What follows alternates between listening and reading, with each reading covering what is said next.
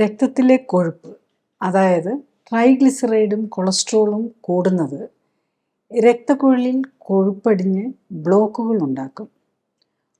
കൊഴുപ്പടിഞ്ഞ് രക്തക്കുഴൽ ഉണ്ടാക്കുന്ന തടസ്സങ്ങളാണ് ഹാർട്ട് അറ്റാക്കും സ്ട്രോക്കും കാഴ്ചക്കുറവും വൃക്കത്തകരാറും കാലിൽ തരിപ്പും പുകച്ചിലും കറുപ്പ് നിറവും വേദനയും ഉണങ്ങാത്ത മുറിവുകൾക്കും ഒക്കെ കാരണം.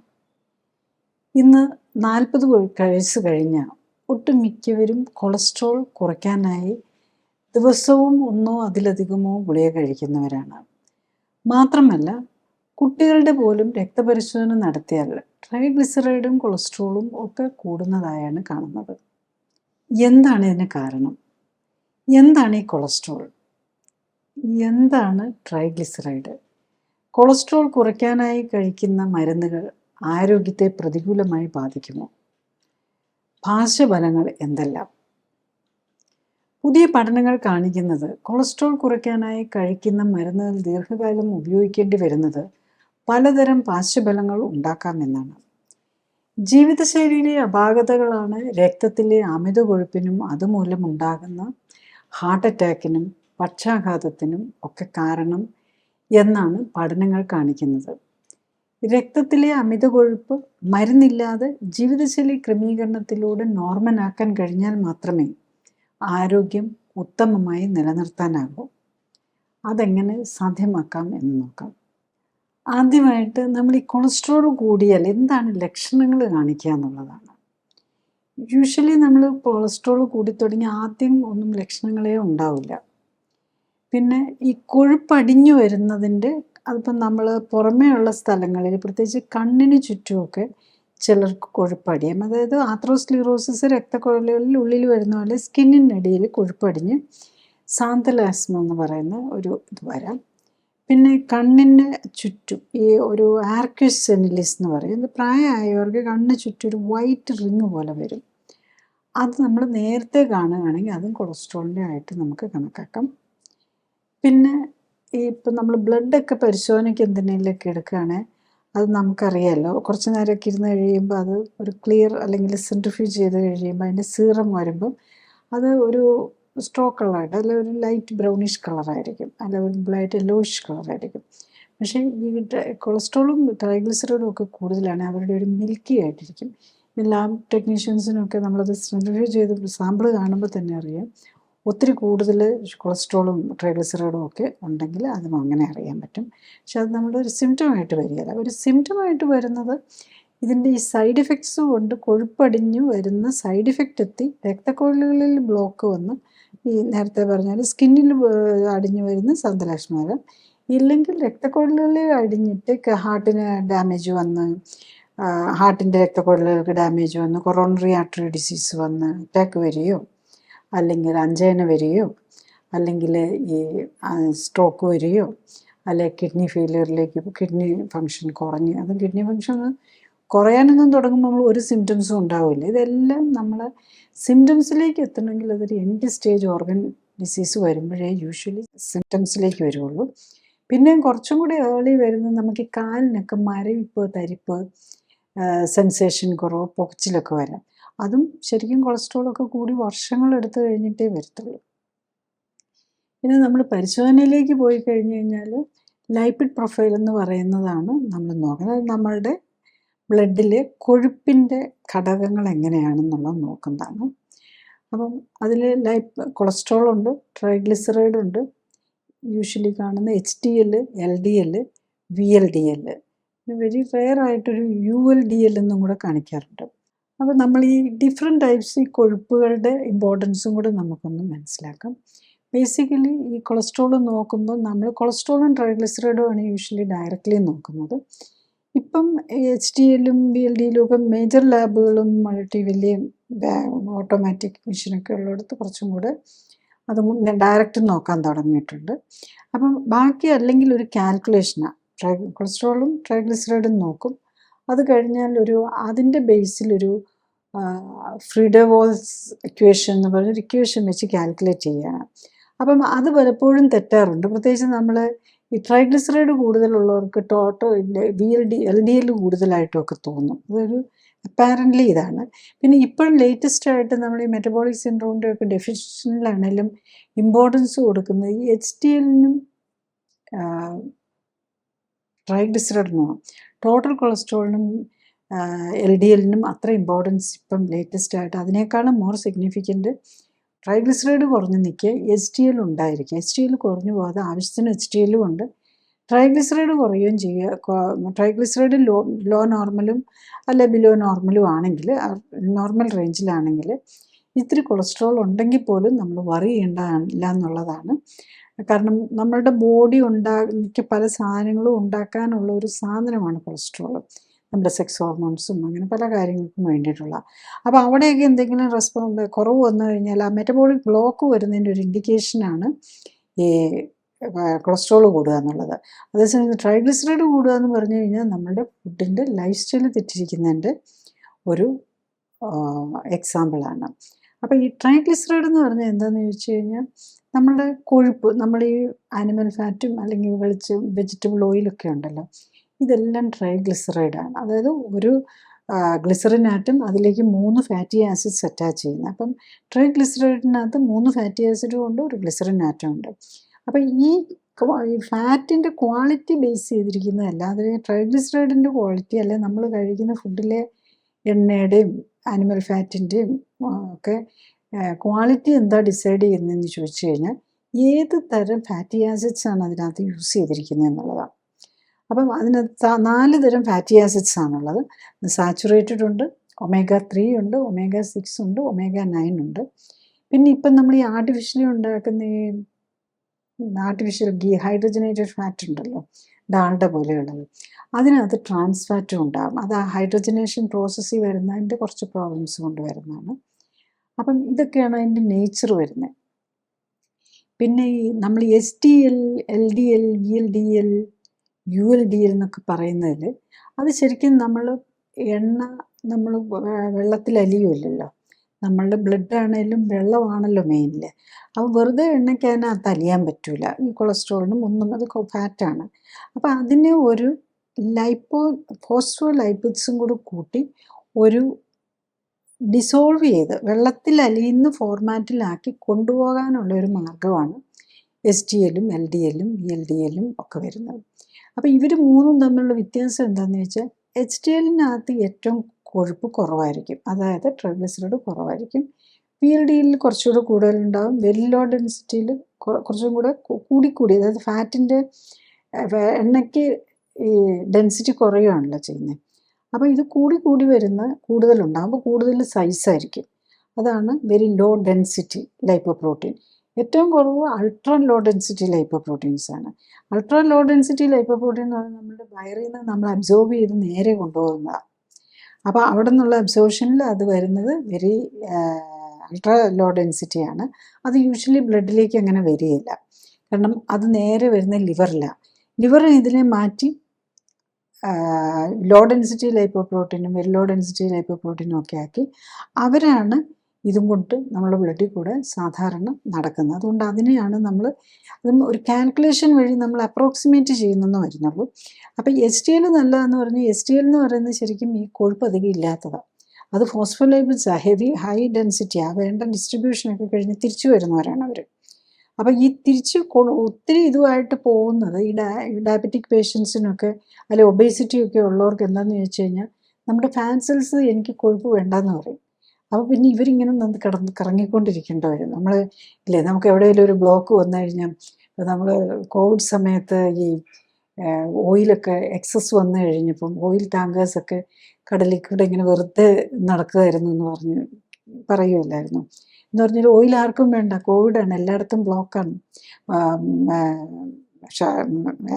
എല്ലാം അടച്ചു കിടക്കുകയാണല്ലോ, ആരും വണ്ടി ഓടിക്കുന്നില്ല. അപ്പോൾ ഈ ഫാറ്റിനെ ഞങ്ങൾക്ക് വേണ്ടാന്ന് ഫാറ്റിൻ്റെ സ്റ്റോറേജ് സെല്ല് പറയുമ്പോൾ ഇതിന് വേറെ ഇങ്ങോട്ടും പോകാൻ സ്ഥലമില്ലാത്തതുകൊണ്ട് ഇതിങ്ങനെ കറങ്ങിക്കൊണ്ടിരിക്കും. അങ്ങനെ വരുമ്പോഴാണ് ഈ VLDL-ഉം LDL-ഉം ഒക്കെ കൂടി വരും.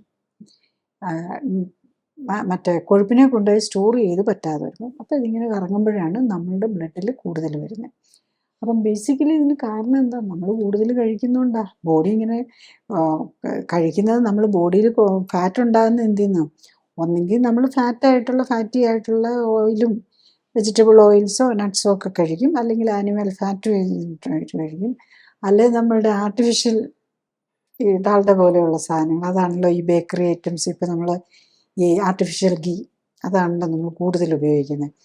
അപ്പോൾ അത് കൂടുതൽ ഡേഞ്ചർ. അതാണെങ്കിൽ നമുക്ക് നമ്മുടെ സെല്ലിന് എങ്ങനെയാണ് അതിനെ ഉപയോഗിക്കേണ്ടതെന്ന് തന്നെ അത് ഒരു ആർട്ടിഫിഷ്യലി ഉണ്ടായ സാധനമാണല്ലോ. ഇപ്പോൾ നമ്മുടെ വെളിച്ചെണ്ണയിലത് സാച്ചുറേറ്റഡ് ഫാറ്റ് ആണെങ്കിലും അത് നമ്മുടെ ബോഡി ഈസി ആയിട്ട്, പ്രത്യേകിച്ച് വർക്ക് ചെയ്യുന്നുണ്ടെങ്കിൽ അത് ഈസി ആയിട്ട് തന്നെ എനർജി ആക്കി മാറ്റും. ഈ മറ്റേ ഈ ഹൈഡ്രോജനേറ്റഡ് ഫാറ്റിനെ നമ്മുടെ ബോഡിക്ക് എനർജി ആക്കി മാറ്റാനും ഡിഫിക്കൽട്ടാണ്. അപ്പോൾ അത് വൺസ് സ്റ്റോർ ചെയ്ത് കഴിഞ്ഞ് കഴിഞ്ഞാൽ അത് പിന്നെ എടുത്ത് ഉപയോഗിക്കാനും ഉള്ള മടി വരും. അപ്പോൾ അങ്ങനെയാണ് ഈ പലർക്കും ഈ വണ്ണം കൂടുതലുള്ളവർക്ക് കൂടുതൽ ടയേർഡ്നെസ്സും ഒരു ലേസി ആയിട്ടും, കാരണം അവരുടെ ആ മെറ്റബോളിസം ശരിയാകില്ല, എനർജി ഉൽപ്പാദിപ്പിക്കാൻ തന്നെ പ്രോപ്പറായിട്ട് പറ്റില്ല. കാരണം ഇപ്പോൾ നമ്മൾ കഴിച്ചു വെച്ചുള്ള പേസ്ട്രിയും ബേക്കറി ഐറ്റംസും ഒക്കെ കഴിച്ച് അതിനകത്തെല്ലാം വരുന്നത് ഈ ഹൈഡ്രോജനേറ്റഡ് ഫാറ്റാണ്. ഈവൻ നമുക്ക് ആർട്ടിഫിഷ്യൽ ഐസ്ക്രീം എന്ന് പറഞ്ഞാൽ നമ്മൾ പാലിൽ നിന്ന് ബേസിക്കലി പാലും മുട്ടയാണല്ലോ. പക്ഷെ അല്ലാത്ത ഇപ്പം ശരിക്കും ഐസ്ക്രീം അല്ല നമ്മൾ പലപ്പോഴും ഉപയോഗിക്കുന്ന നമ്മൾ കഴിക്കുന്ന സാധനത്തിലെ പലതും. അതൊക്കെ ശരിക്കും പറഞ്ഞു കഴിഞ്ഞാൽ ഈ ഹൈഡ്രോജനേറ്റഡ് ഫാറ്റ് വെച്ചുണ്ടാക്കുന്ന. നമ്മൾ ഓർക്കണം, നമ്മളുടെ കുഞ്ഞുങ്ങൾക്കുമൊക്കെ നമ്മളത് മേടിച്ചു കൊടുക്കുമ്പം അത് അവരുടെ ബ്രെയിനിനെയും എല്ലാം ഡാമേജ് ചെയ്യും. കാരണം ബ്രെയിൻ ഉണ്ടാക്കിയിരിക്കുന്നത് ശരിക്കും ഫാറ്റാണ് ബ്രെയിനിനകത്തെ മെയിൻ കണ്ടൻറ്റ്. അപ്പോൾ ഹൈഡ്രോജനേറ്റഡ് ഫാറ്റൊക്കെയാണ് ബ്രെയിനിൻ്റെ സെൽസ് ഉണ്ടാക്കാനിരിക്കുന്നതെങ്കിൽ അത് തന്നെ അവരുടെ ഇൻ്റലിജൻസും മെമ്മറി പവറും പഠിക്കാനുള്ള കഴിവും എല്ലാം കളയും. അപ്പം അതുകൊണ്ട് നമ്മൾ വെരി കെയർഫുൾ ആയിരിക്കണം. നെക്സ്റ്റ്, ഈ കൊളസ്ട്രോൾ കൊണ്ടുള്ള ബെനിഫിറ്റ് എന്താണെന്നുള്ളതാണ്. കൊളസ്ട്രോൾ എന്താണ് ചെയ്യുന്നതെന്ന്, ശരിക്കും കൊളസ്ട്രോൾ നമ്മുടെ ബോഡിക്ക് പല ഫങ്ഷൻസിനും അത്യാവശ്യമുള്ള, നമ്മുടെ സെൽ വാളിൻ്റെ, അതായത് സെല്ലിനെ കവർ ചെയ്തുകൊണ്ടൊരു ഭിത്തിയുണ്ടല്ലോ, അതിന് ഇൻറ്റഗ്രിറ്റി കൊടുക്കുന്നത് തന്നെ കൊളസ്ട്രോളാണ്. അപ്പം നമ്മളത് പ്ലാന്റിൽ ഇതാവശ്യമില്ല, പ്ലാന്റിന് വേറെ രീതിയിലാണ് അതിൻ്റെ സെൽസിന് ഇത് ചെയ്യുന്നത്. അപ്പോൾ ഈ കൊളസ്ട്രോൾ ശരിക്കും ആനിമൽസിന് മാത്രമുള്ള പ്രത്യേകതയാണ്. അതേസമയം ചിലപ്പോൾ നമ്മൾ കാണാം, ചില പരസ്യങ്ങൾ കണ്ടിട്ടുണ്ട്, കൊളസ്ട്രോൾ ഇല്ലാത്ത വെളിച്ചെണ്ണ, അല്ലെങ്കിൽ കൊളസ്ട്രോൾ ഇല്ലാത്ത കടുകെണ്ണ, അല്ലെങ്കിൽ തവിടെണ്ണ എന്നൊക്കെ പറഞ്ഞ്. പക്ഷെ അങ്ങനെ ഒരു സാധനം നമ്മൾ ഒരു പ്ലാന്റ് പ്രോഡക്റ്റിലും കൊളസ്ട്രോൾ ഇല്ല, ഒൺലി ആനിമൽ പ്രോഡക്ട്സിൽ മാത്രമേ ഉള്ളൂ എന്ന് മനസ്സിലാക്കുക. അപ്പോൾ അങ്ങനെ ഉണ്ടെങ്കിൽ അതൊരു തട്ടിപ്പായിട്ടുള്ള ഇതാണ് പറയുന്നത്. അപ്പോൾ നമുക്ക് ഈ ഇപ്പം നമ്മൾ കഴിക്കുന്ന ആനിമൽ പ്രോഡക്ട്സിൽ ഇപ്പം നമ്മൾ ഗീയിലും ഒക്കെ കൊളസ്ട്രോൾ ഉണ്ട്. അതുപോലെ ഏറ്റവും കൂടുതൽ വരുന്നത് ശരിക്കും മുട്ടയുടെ മഞ്ഞക്കരുവിലാണ്. കാരണം ആ കുഞ്ഞും പക്ഷിക്ക് ഉണ്ടാകാനുള്ളതാണല്ലോ മുട്ട. അപ്പോൾ അതിനകത്ത് വെരി ഹൈലി കോൺസെൻട്രേറ്റഡ് ആയിട്ട് കൊളസ്ട്രോൾ ഉണ്ടാകും. പക്ഷെ നമ്മുടെ ബോഡിക്ക് ആവശ്യമുള്ള സാധനം തന്നെയാണ് കൊളസ്ട്രോൾ എന്നുള്ളതാണ്. അത് എന്തിനൊക്കെയാണ് വേണ്ടി വരുന്നത്? ഒന്ന് ഈ സെൽ വാൾ ഉണ്ടാക്കാൻ വേണം, പിന്നെ നമ്മുടെ ദഹനരസം, ബൈൽ ആസിഡ്സ്, പിത്തരസം എന്ന് പറയുമല്ലോ, അതുണ്ടാക്കണമെങ്കിൽ വേണം, അത് കൊളസ്ട്രോളാണ് അതിൻ്റെ ബേസ്. പിന്നെ വൈറ്റമിൻ ഡി ഉണ്ടാക്കാൻ, വൈറ്റമിൻ ഡി നമ്മൾ സൂര്യപ്രകാശത്തിൽ നിന്ന് നമുക്ക് വൈറ്റമിൻ ഡി ഉണ്ടാക്കണമെങ്കിൽ കൊളസ്ട്രോൾ വേണം. ഈവൻ വൈറ്റമിൻ ഡി ഡെഫിഷ്യൻസി ഉണ്ടെങ്കിൽ കൊളസ്ട്രോളിൻ്റെ അളവ് കൂടും. കാരണം എന്തെങ്കിലും ഒരു സാധനത്തിൻ്റെ കുറവുണ്ടെങ്കിൽ അത് ബോഡി അതുണ്ടാക്കാനുള്ള സാധനം കൂടുതലുണ്ടാക്കും. അപ്പം നമ്മൾ വൈറ്റമിൻ ഡി ഡെഫിഷ്യൻസി ഉള്ളവർക്ക് കൊളസ്ട്രോൾ കൂടുതലായിരിക്കും. പിന്നെ സെക്സ് ഹോർമോൺസ് ഉണ്ടാക്കാനായിട്ട് വേണം. ഇപ്പം ഈ എന്തെങ്കിലും നമ്മൾ ഈ കൊളസ്ട്രോളിന് വേണ്ടിയിട്ട് മരുന്ന് കഴിച്ച് നമ്മൾ ഈ കൊളസ്ട്രോൾ കുറയ്ക്കാൻ നോക്കുമ്പോൾ നമ്മുടെ ഈ കാര്യങ്ങളെല്ലാം, even hormone production, sex hormones മാത്രമല്ല, സ്റ്റിറോയ്ഡ് ഹോർമോൺസ് നമുക്കറിയാമല്ലോ. നമുക്ക് പലപ്പോഴും വലിയ രോഗങ്ങളൊക്കെ വന്നു കഴിയുമ്പം നമ്മൾ സ്റ്റിറോയ്ഡ് ഹോർമോണാണല്ലോ ഇഞ്ചെക്ട് ചെയ്യുന്നത്, പ്രത്യേകിച്ച് ആനഫിലാക്സിസ് ഒക്കെ. കാരണം നമ്മൾക്ക് ബോഡിയിൽ ഒരു സ്ട്രെസ്സ് വരുമ്പോൾ നമ്മളുടെ ബോഡി റിലീസ് ചെയ്യുന്ന ഒരു ഹോർമോണാണ് സ്റ്റിറോയിഡ്. അപ്പോൾ ആ സ്റ്റിറോയിഡ് വേണ്ടതും ആവശ്യമാണ്, നമുക്ക് ബോഡിക്ക് സ്റ്റിറോയിഡ് ആവശ്യമുള്ളതാണ്. അപ്പോൾ സ്റ്റിറോയിഡ് ഹോർമോൺ ഉണ്ടാക്കണമെങ്കിലും കൊളസ്ട്രോൾ വേണം. പിന്നെ ഒരു കോഎൻസൈം Q10 എന്നൊക്കെ പറഞ്ഞ് വേറെ കുറച്ചും കൂടെ നമുക്ക് സാധാരണ നമ്മൾ കേൾക്കുന്നതല്ലാതെ കുറേ കാര്യങ്ങളുണ്ട്. പക്ഷേ ഇപ്പോൾ അതൊക്കെയൊക്കെ സപ്ലിമെൻറ്റ്സ് ഉണ്ട്. അപ്പോൾ പലപ്പോഴും ഈ ഡോക്ടേഴ്സൊക്കെ കുറച്ചും കൂടെ അഫോർഡബിൾ ആയിട്ടുള്ളവർക്ക് ഈ കൊളസ്ട്രോളിന് വേണ്ടിയിട്ട് മരുന്ന് കഴിച്ചുകൊണ്ടിരിക്കുമ്പോൾ ഹാർട്ട് പേഷ്യൻസിനൊക്കെ ഈ കോഎൻസൈം Q10 കൂടെ കൊടുക്കാറുണ്ട്. പ്രത്യേകിച്ച് ന്യൂട്രീഷൻ ഓറിയൻറ്റഡ് ആയിട്ടുള്ള ഡോക്ടേഴ്സ് ഈ കൊളസ്ട്രോളിന് മരുന്ന് കഴിക്കുന്നത്. കാരണം എന്താണെന്ന് വെച്ചാൽ ഈ കോഎൻസൈം Q10 നമ്മളുടെ ബോഡിയിലെ ഹീലിങ്ങിനും ഒക്കെ വളരെ ഇമ്പോർട്ടൻ്റ് റോളുണ്ട്. അപ്പം അങ്ങനെയുള്ളപ്പം ഈ കൊളസ്ട്രോളിന് മരുന്ന് കഴിച്ചുകൊണ്ടിരിക്കുമ്പോൾ ഇതുണ്ടാവില്ല. അപ്പോൾ ഇത് സപ്ലിമെൻറ്റ് ചെയ്യാനായിട്ട് കൊടുക്കുന്നത്. പക്ഷേ നമ്മൾ കറക്റ്റായിട്ട് നോക്കിയാൽ നമ്മൾ കൊളസ്ട്രോളിന് തന്നെ നമ്മൾ മരുന്നെടുക്കേണ്ട ആവശ്യമില്ല. മരുന്ന് ഇല്ലാതെ തന്നെ നമ്മൾ ലൈഫ് സ്റ്റൈൽ കറക്റ്റ് ചെയ്ത് കഴിഞ്ഞ് കഴിഞ്ഞാൽ ആകുന്നതേ ഉള്ളൂ. അതുകൊണ്ട് നമ്മൾ യൂഷ്വലി നമ്മൾ ന്യൂട്രീഷൻ ഓറിയൻറ്റഡ് ഉള്ള ട്രീറ്റ്മെൻറ്റ് ആണെങ്കിലും കോഎൻസൈം Q10 പോലെയുള്ള ലെവലിലുള്ള ന്യൂട്രീഷൻ സപ്ലിമെൻറ്റ്സ് ഒന്നും നമ്മൾ യൂസ് ചെയ്യാറില്ല. നമ്മൾ കഴിയുന്ന നേരത്തെ എൻ്റെ അപ്രോച്ചാണ് ഞാൻ പറഞ്ഞത്. നമ്മൾ കഴിയുന്ന നേരത്തെ കൊളസ്ട്രോളിൻ്റെ മരുന്നിൽ നിന്ന് മാറാമെന്നുള്ളതാണ് നമ്മളതിന് ഇമ്പോർട്ടൻസ് കൊടുക്കുന്നത്. നെക്സ്റ്റ് ട്രൈഗ്ലിസറൈഡിൻ്റെ റോളെന്ന് ചോദിച്ചു കഴിഞ്ഞാൽ, ട്രൈഗ്ലിസറൈഡ് നമുക്ക് ബോഡിയുടെ സെൽസിൻ്റെ ബിൽഡിംഗ് ബ്ലോക്കായിട്ട് ഈ ഒരു ലൈപ്പിഡ് ബൈലെയർ എന്ന് പറയും. നമ്മുടെ ഈ സെൽ വാളയിൽ കൊളസ്ട്രോൾ വേണമെന്ന് പറഞ്ഞതുപോലെ തന്നെ ബേസിക്കലി സെൽ വോള് തന്നെ ഉണ്ടാക്കിയിരിക്കുന്നത് ഫാറ്റ് വെച്ചിട്ടാണ്. അതിന് ലൈപ്പിഡ് ബൈലെയർ എന്നാണ് പറയുന്നത്. അതായത് ട്രൈഗ്ലിസറൈഡ്സ് ഈ ഫാറ്റി ആസിഡ്സും അങ്ങോട്ടും ഇങ്ങോട്ടും കിടക്കുന്ന ഒരു പ്രത്യേക ഒരു പാറ്റേൺ ഉണ്ട് അതിന്.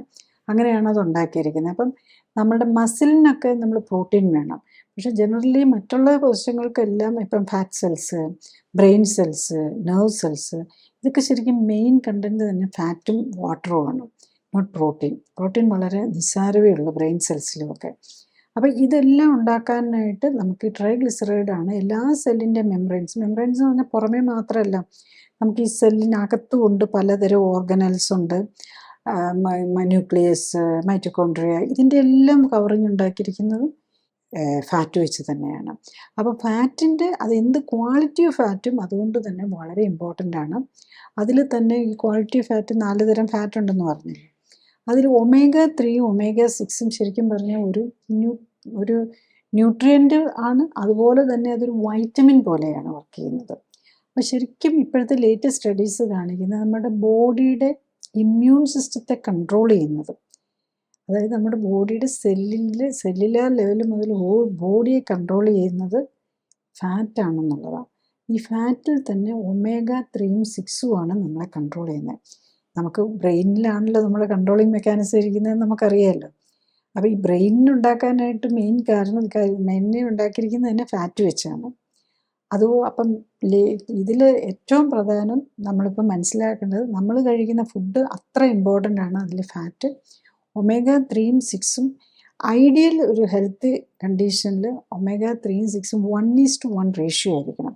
കാരണം ഈ സെൽ മെംബ്രെയിൻ ഉണ്ടാക്കിയിരിക്കുന്നത് ഈ ഫാറ്റ് വെച്ചിട്ടാണല്ലോ. അപ്പോൾ ഈ ഫാറ്റിൽ omega-3 അളവും omega-3 ആണ് ഏറ്റവും നമ്മുടെ സെല്ലിനെ യങ് ആൻഡ് ഫ്ലെക്സിബിളായിട്ട് കീപ്പ് ചെയ്യും. നമുക്കറിയാം നമ്മുടെ ജോയിൻസ് ഒക്കെ സ്റ്റിഫായി പോയി കഴിഞ്ഞാൽ വലിയ പാടല്ലേ എന്ന് പറഞ്ഞാൽ ആ ഫ്ലെക്സിബിലിറ്റി സെല്ലിന് കൊടുക്കാനായിട്ട് omega-3 ആണ് ഏറ്റവും ബെസ്റ്റ്. പിന്നെ കുറച്ചുകൂടി കുറവ് omega-6, പിന്നെ omega-9, പിന്നെ സാച്ചുറേറ്റഡ് ഫാറ്റാണ്. അപ്പോൾ സാച്ചുറേറ്റഡ് ഫാറ്റും പ്രത്യേകിച്ച് ട്രാൻസ് ഫാറ്റൊക്കെ നമ്മുടെ സെൽ ഇതിനകത്ത് വന്നിട്ടുണ്ടെങ്കിൽ ഈ സെൽ വോൾ സിന്തസിസിലും ബോഡി ബിൽഡിങ്ങിൽ വന്നു കഴിഞ്ഞാൽ ആ സെല്ലിൻ്റെ ഫ്ലെക്സിബിലിറ്റി പോകും, ലൈഫ് എക്സ്പെക്റ്റൻസി കുറയും. പിന്നെ ഇതിനകത്തൂടെ ഈ മെംബ്രെയിനാണല്ലോ, അതിനകത്തൂടെ വേണമല്ലോ ഈ ന്യൂട്രിയൻ്റ് അകത്ത് കയറാനും പുറത്ത് വരാനും. അപ്പോൾ ആ ട്രാൻസ്പോർട്ട് ഓഫ് ന്യൂട്രിയൻറ്റും അതുപോലെ വേസ്റ്റ് റിമൂവലിനും ഒക്കെ തടസ്സം വരും ഈ ട്രാൻസ് ഫാറ്റും സാച്ചുറേറ്റഡ് ഫാറ്റും ഒക്കെ ബോഡി ബിൽഡിങ്ങിൽ വന്നാൽ. അതുപോലെ തന്നെ ഈ omega-6 എന്ന് പറയുന്നത് ഇൻഫ്ലമേറ്ററിയാണ്, അത് പ്രതിരോധമാണ്. omega-3 ആണ് ഹീലിംഗ് വരുന്നത്.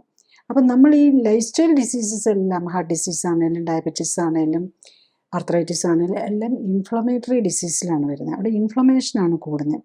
അപ്പോൾ ഇൻഫ്ലമേഷൻ എന്ന് പറഞ്ഞു കഴിഞ്ഞാൽ, ഇൻഫ്ലമേറ്ററി ഫുഡ് എന്ന് പറഞ്ഞു കഴിഞ്ഞാൽ ഏറ്റവും പ്രധാനം ഈ omega-6 കൂടുതലുള്ളതാണ്. ആൻറ്റി ഇൻഫ്ലമേറ്ററി ഫുഡ് അല്ലെങ്കിൽ ഹീലിംഗ് ഫുഡ് എന്ന് പറഞ്ഞാൽ അവിടെ കൂടുതൽ omega-3 ഉള്ള ഫുഡാണ് നമുക്ക് ഹീലിങ്ങിന് വേണ്ടത്. പക്ഷെ നമ്മളുടെ ഒരു പ്രോബ്ലം എന്താണെന്ന് വെച്ചാൽ, നാച്ചുറൽ ഫുഡിൽ നമ്മൾ omega-6 ഒത്തിരി ഹൈയുമാണ്, omega-3 തീരെ കുറവുമാണ്. അപ്പോൾ അതുകൊണ്ടാണ് പ്രത്യേകിച്ച് ഇന്നത്തെ ഈ പ്രോസസ്ഡ് ഫുഡിലും അങ്ങനത്തെ ഇപ്പോഴത്തെ ലൈഫ് സ്റ്റൈലിൽ എല്ലാം നമുക്ക് ഓയിലൊക്കെ ഒത്തിരി പഴയ പോലെ അല്ലല്ലോ, ഒത്തിരി ഫ്രീലി അവൈലബിൾ ആണല്ലോ. അപ്പം അതിൻ്റെ അളവ് കൂടിയതോടെ ഈ സാധാരണ വെജിറ്റബിൾ ഓയിലെല്ലാം വെരി ഹൈ omega-6 ആണ്, അതേസമയത്ത് കാര്യമായ omega-3 ഇല്ല. അതുകൊണ്ടുമാണ് നമ്മൾ ഇന്ന് ലൈഫ് സ്റ്റൈൽ ഡിസീസസ് കൂടാനുള്ള കാരണം. പിന്നെ ഫാറ്റിന് നമുക്ക് നമ്മുടെ എനർജി യൂസ്, ഇപ്പോൾ നമ്മളൊരു സ്റ്റോറായിട്ട് ഫാറ്റ് യൂസ് ചെയ്യും, പ്രത്യേകിച്ച് ട്രൈഗ്ലിസറൈഡ്. അതിനെ നമുക്ക് എപ്പം വേണേലും ട്രൈഗ്ലിസറൈഡും ഈ ഫാറ്റി ആസിഡ്സിനെ സ്പ്ലിറ്റ് ചെയ്ത് നമ്മുടെ എനർജി യൂസിന് ഉപയോഗിക്കാം. പിന്നെ നമുക്കൊരു ബോഡിയിൽ നമ്മളെ ടെമ്പറേച്ചർ, ഒരു ഇൻസുലേഷൻ പോലെ നമ്മുടെ ടെമ്പറേച്ചർ ചെയ്യാനും പ്രൊട്ടക്ഷനും നമ്മുടെ ബോഡിക്ക് ഷേപ്പ് വരുന്നത്. നമ്മൾ നല്ല കറക്റ്റ് പ്രൊപ്പോർഷനിൽ ഫാറ്റ് നമ്മുടെ ബോഡിയിലുള്ളപ്പോഴാണ് ബോഡി ഏറ്റവും ഷേപ്പ് ആകുന്നത്. കൂടി വരുമ്പോഴേക്കും വയറൊക്കെ ചാടി നമ്മുടെ ബോഡിയുടെ ആ ഷേപ്പ് നഷ്ടപ്പെടും. അതുപോലെ തീരെ ഫാറ്റ് ഇല്ലാതെ വരുമ്പോഴാണ് തീരെ മെലിഞ്ഞ് അതും ഒരു എല്ലൊക്കെ കാണാവുന്ന ഇങ്ങനെ തള്ളി വരുന്ന പോലെ വരുന്നതും ഇതിലാണ്.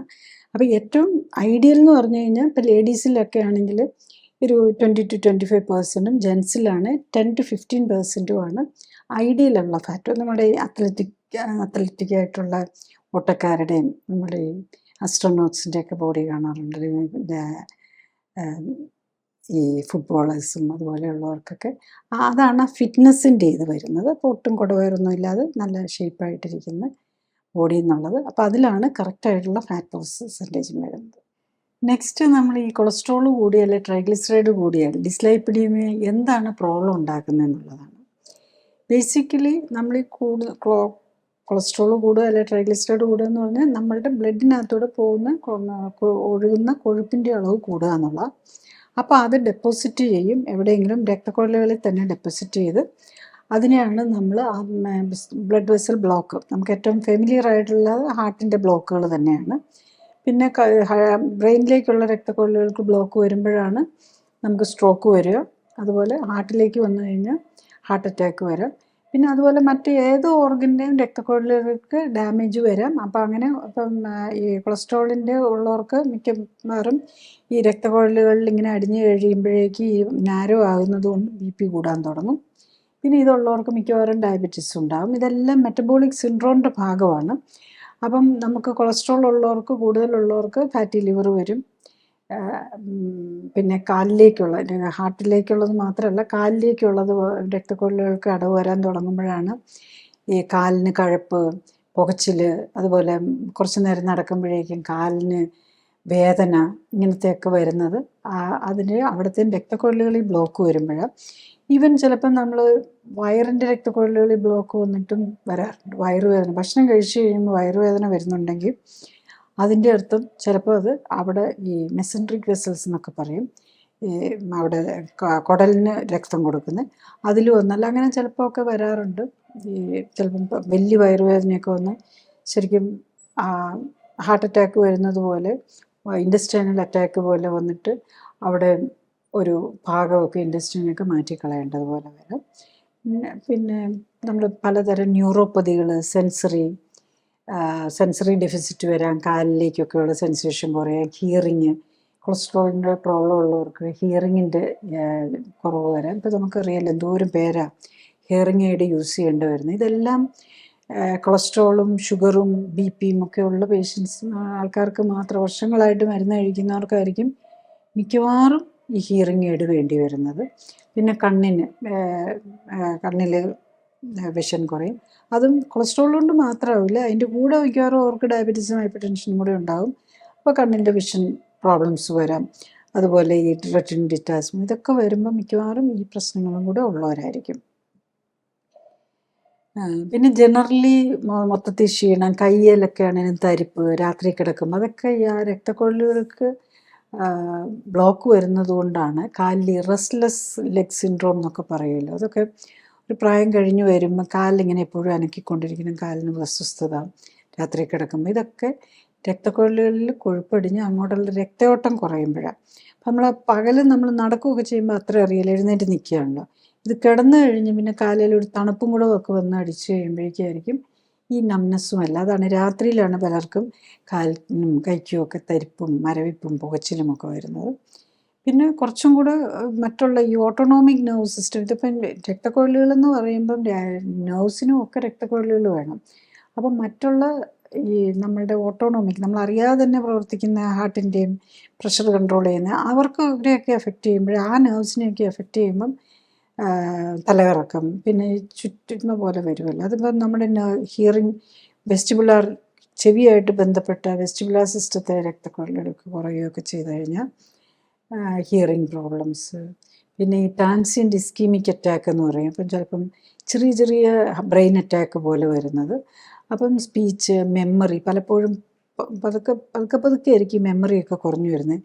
അത് ഈ കൊഴുപ്പടിഞ്ഞിട്ട് ആ രക്തക്കൊഴലുകൾക്ക്, ബ്രെയിനിലെ രക്തക്കൊഴലുകൾക്ക് ഓക്സിജൻ കിട്ടാതെ, ന്യൂട്രിഷൻ കിട്ടാതെ വരുമ്പോഴാണ് ഈ ഡീജനറേറ്റീവ് ബ്രെയിനിലെ ഡീജനറേറ്റീവ് ഡിസീസ്, ഡെമെൻഷ്യ, ഓർമ്മക്കുറവ്, അൽഷിമേഴ്സ് ഡിസീസ്, ഈവൻ പാർക്കിൻസോണിസം, ഇതുമൊക്കെ ആയിട്ട് ഇപ്പോഴത്തെ ലേറ്റസ്റ്റ് സ്റ്റഡീസ് കാണിക്കുന്നത് ഇതെല്ലാം കണക്റ്റഡ് ആണെന്നുള്ളതാണ്. മിക്കവാറും ഈ പാർക്കിൻസോണിസവും അൽഷിമേഴ്സും ഒക്കെ വരുന്നത് ഒരു രോഗമില്ലാത്ത ഇതിരിക്കുന്നവർക്കല്ല. അവർക്ക് ഓൾറെഡി വർഷങ്ങളായിട്ട് ഡയബറ്റീസും ഹൈപ്പർ ടെൻഷനും കൊളസ്ട്രോളും ഒക്കെ ഉള്ളവർക്കാണ് ഈ രോഗങ്ങൾ വരുന്നത്. പിന്നെ ഇതുപോലെ CKD, chronic kidney disease, chronic liver disease, fatty ലിവറും ഹെപ്പറ്റൈറ്റിസും വരാം, കിഡ്നി ഫെയിലിയറിലേക്ക് പോകാം, പ്രഷർ വരാം. അങ്ങനെ മൾട്ടിപ്പിൾ രീതിയിലായിരിക്കും ഇത് പ്രശ്നം ചെയ്യുന്നത്. കാരണം ഈ ഡയബറ്റീസിൽ ബ്ലഡിൽ ഗ്ലൂക്കോസ് കൂടുന്നു, ഇതിലാണെങ്കിൽ ബ്ലഡിൽ ഫാറ്റ് കൂടുന്നു. അപ്പം ഇതെല്ലാം മെറ്റബോളിസത്തിൻ്റെ അഫക്റ്റ് ചെയ്യുന്നത്. അപ്പോൾ അവിടെ ഷുഗർ കൂടുന്നു, ഇവിടെ കൊളസ്ട്രോൾ കൂടുന്നു. ഷുഗർ വൺസ് കൂടി ഒരു പരിധി വിട്ട് കഴിഞ്ഞ് കഴിഞ്ഞാൽ നാച്ചുറലി ട്രൈഗ്ലിസറൈഡും ഫാറ്റും കൂടെ കൂടാൻ തുടങ്ങും. ഇത് രണ്ടും കൂടെ ഒരു കമ്പൈൻഡ് ആയിട്ട് വരുമ്പോഴേക്കുമാണ് നമ്മൾ കൂടുതൽ ഓർഗൻ ഡാമേജ്, ലിവർ, കിഡ്നി, ബ്രെയിന്, ഹാർട്ട്, ഇങ്ങനെ ഓരോരോ ഓർഗനുകളായിട്ട് ഡാമേജ് വരാനും തുടങ്ങുന്നത്. നമ്മൾ എങ്ങനെയുള്ളവർക്കാണ് കൊളസ്ട്രോളും ട്രൈഗ്ലിസറൈഡും ഒക്കെ കൂടാനും അതുകൊണ്ടുള്ള മറ്റസുഖങ്ങളിലേക്ക് പോകാനെന്നുള്ളത് ഒന്ന് ഫാമിലിയിലാണ്. നമ്മളുടെ ഓരോരുത്തരുടെയും ജെനറ്റിക്സ് അനുസരിച്ച് തന്നെ ഉണ്ടാകും, കുറച്ച് ഒരു പ്രിഡിസ്പൊസിഷൻ ഉണ്ടാകും. അപ്പോൾ ചിലർക്ക് ഫാമിലിയിലായിട്ട് തന്നെ കൊളസ്ട്രോൾ കൂടുതലായിരിക്കും, അതുപോലെ ഹാർട്ട് അറ്റാക്കിനൊക്കെ ചാൻസ് കൂടുതലുള്ളവരുണ്ട്. അതുപോലെ എൻവിറോൺമെൻറ്റൽ ഫാക്ടർ, പിന്നെ നമ്മൾ കഴിക്കുന്നത് നമ്മുടെ ഭക്ഷണവും എക്സസൈസുമാണ് വരുന്നത്. പിന്നെ ഓവർ വെയ്റ്റ് ഉള്ളവർക്ക്, അമിതവണ്ണം ഉള്ളവർക്ക്, കുടവയറുള്ളവർക്ക്, ഡയബറ്റീസ് ഉള്ളവർക്ക്, ഹൈപ്പോതൈറോയിഡിസം ഉള്ളവർക്ക്, അതൊരു മെറ്റബോളിസത്തെയാണല്ലോ അത് ബാധിക്കുന്നത്. പിന്നെ സ്മോക്കേഴ്സ്, ആൽക്കഹോൾ ഉപയോഗിക്കുന്നവർക്ക് ഒക്കെ ഇത് വരാനുള്ള സാധ്യത കൂടുതലാണ്. പിന്നെ ചിലതരം മരുന്നുകളുണ്ട്, ഈ തയസൈഡ് ഡയൂററ്റിക്സ്, പ്രഷറിന് വേണ്ടിയിട്ട് എടുക്കുന്ന ഡയൂററ്റിക്സ് ഉണ്ട്. പിന്നെ സൈക്ലോസ്പോറിൻ എന്നൊക്കെ പറഞ്ഞ് ഇതെല്ലാം ഈ ഒരു ഇമ്യൂണോസപ്രസൻസ് പോലെയുള്ളതും, അതുപോലെ ക്യാൻസറിനും ഓട്ടോ ഇമ്മ്യൂൺ ഡിസീസിനും ഒക്കെ ഉപയോഗിക്കുന്നതാണ്. അതുപോലെ ഗ്ലൂക്കോകോർട്ടിക്കോസ്റ്റീറോയിഡ്സ്, അതും നമുക്കറിയാമല്ലോ, allergy, autoimmune disease, cancer, കീമോതെറാപ്പിയുടെയൊക്കെ പാർട്ടായിട്ട് ഈ മരുന്നുകളൊക്കെ വരുന്നതാണ്. ഇതൊക്കെ നമ്മുടെ കൊളസ്ട്രോൾ കൂട്ടാനുള്ള സാധ്യത വരും. പിന്നെ നമ്മൾ ഈ പ്രഷറിനായിട്ടും ഹാർട്ടിൻ്റെ അസുഖമുള്ളവർക്ക് കഴിക്കുന്ന ബീറ്റാ ബ്ലോക്കേഴ്സ് ഉണ്ടല്ലോ, നമ്മൾ ആ ബീറ്റാ ബ്ലോക്കേഴ്സ് കഴിക്കുന്നവർക്ക് കൊളസ്ട്രോൾ കൂടാനുള്ള ചാൻസ് കൂടുതലാണ്. കാരണം ഈ ബീറ്റാ ബ്ലോക്കേഴ്സ് എന്ന് പറയുന്നത് പല രീതിയിലും നമ്മുടെ മെറ്റബോളിസത്തെ ബ്ലോക്ക് ചെയ്യുകയാണ് ചെയ്യുന്നത്. അപ്പം അങ്ങനെയുള്ളവർക്കും, കാര്യം നമ്മൾ ഹാർട്ട് പേഷ്യൻസിന് കൊളസ്ട്രോളിന് കുറയ്ക്കാനും മരുന്ന് കൊടുക്കും, ഒപ്പം ബീറ്റാ ബ്ലോക്കേഴ്സും കൊടുക്കും. എല്ലാം കൂടെ ഒരു കമ്പൈൻഡ് ഒരു മിക്സ്ഡായിട്ടാണ് വരുന്നത് ശരിക്കും പറഞ്ഞാൽ. പിന്നെ ചില ഈ റെറ്റിനോയിക് ആസിഡ് എന്നും പറഞ്ഞ് നമ്മുടെ ഒരു വൈറ്റമിൻ എയുടെ ഒരു പ്രത്യേക ഫോമാറ്റ്, അത് ഈ പിമ്പിൾസ് അങ്ങനത്തെ ചില കാര്യങ്ങൾക്ക് വേണ്ടിയിട്ട് ഉപയോഗിക്കാറുണ്ട്. അതും കൊളസ്ട്രോൾ കൂട്ടും. ഹൈ ഡോസിൽ ഉപയോഗിക്കുമ്പോൾ അതും കൊളസ്ട്രോൾ കൂട്ടാം.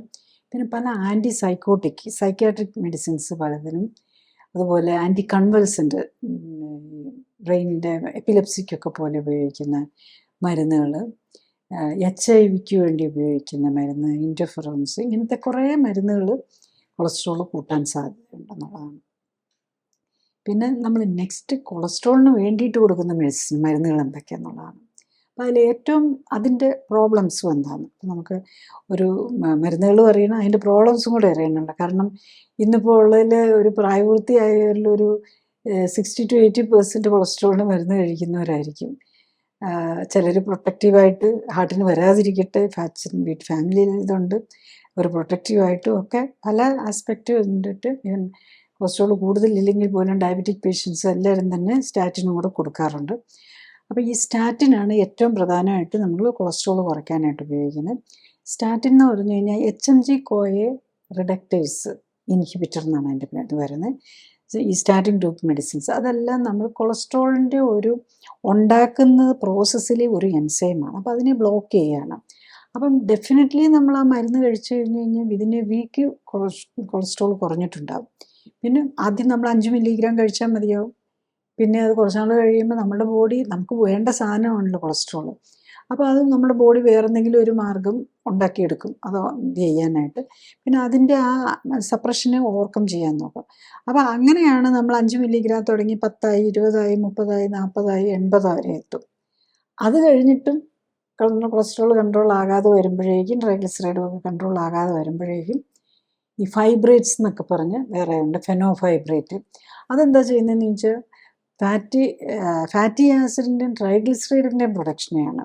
മറ്റേതാണെങ്കിൽ കൊളസ്ട്രോളിൻ്റെ പ്രൊഡക്ഷനെയാണെങ്കിൽ ഈ മറ്റേ സ്റ്റാറ്റിൻസ് കഴിച്ചു കഴിഞ്ഞാലും വലിയ കാര്യമായിട്ട് ഈ ട്രൈഗ്ലിസറൈഡിൻ്റെ കാര്യത്തിൽ ബെനിഫിറ്റ് കിട്ടുകയില്ല.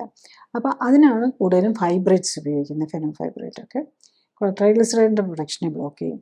അപ്പോൾ എന്താ പറ്റുന്നത്, ഈ മരുന്നുകൾ കഴിക്കുമ്പം ട്രൈഗ്ലിസറൈഡിൻ്റെ പ്രൊഡക്ഷനെ ബ്ലോക്ക് ചെയ്യുമ്പോൾ ട്രൈഗ്ലിസറൈഡിനെ എവിടെ നിന്നാണ് ഉണ്ടാക്കുന്നത്? നമ്മൾ കഴിക്കുന്ന ഗ്ലൂക്കോസിൽ നിന്നാണ്. എക്സസ് ഗ്ലൂക്കോസിനെയാണ് ട്രൈഗ്ലിസറൈഡായിട്ട് മാറ്റുന്നത്. അപ്പം നമ്മളുടെ ഷുഗർ കൺട്രോളിന് അതൊരു പ്രോബ്ലം വരും. അതാണ് അതിൽ വരുന്നത്. അപ്പോൾ എന്ത് കഴിച്ചു കഴിഞ്ഞാലും നമ്മൾ മെറ്റബോളിസത്തെ ബ്ലോക്ക് ചെയ്യുക. അപ്പോൾ അതിനെല്ലാം അതിൻ്റെതായ സൈഡ് എഫക്റ്റും ഉണ്ടാകും.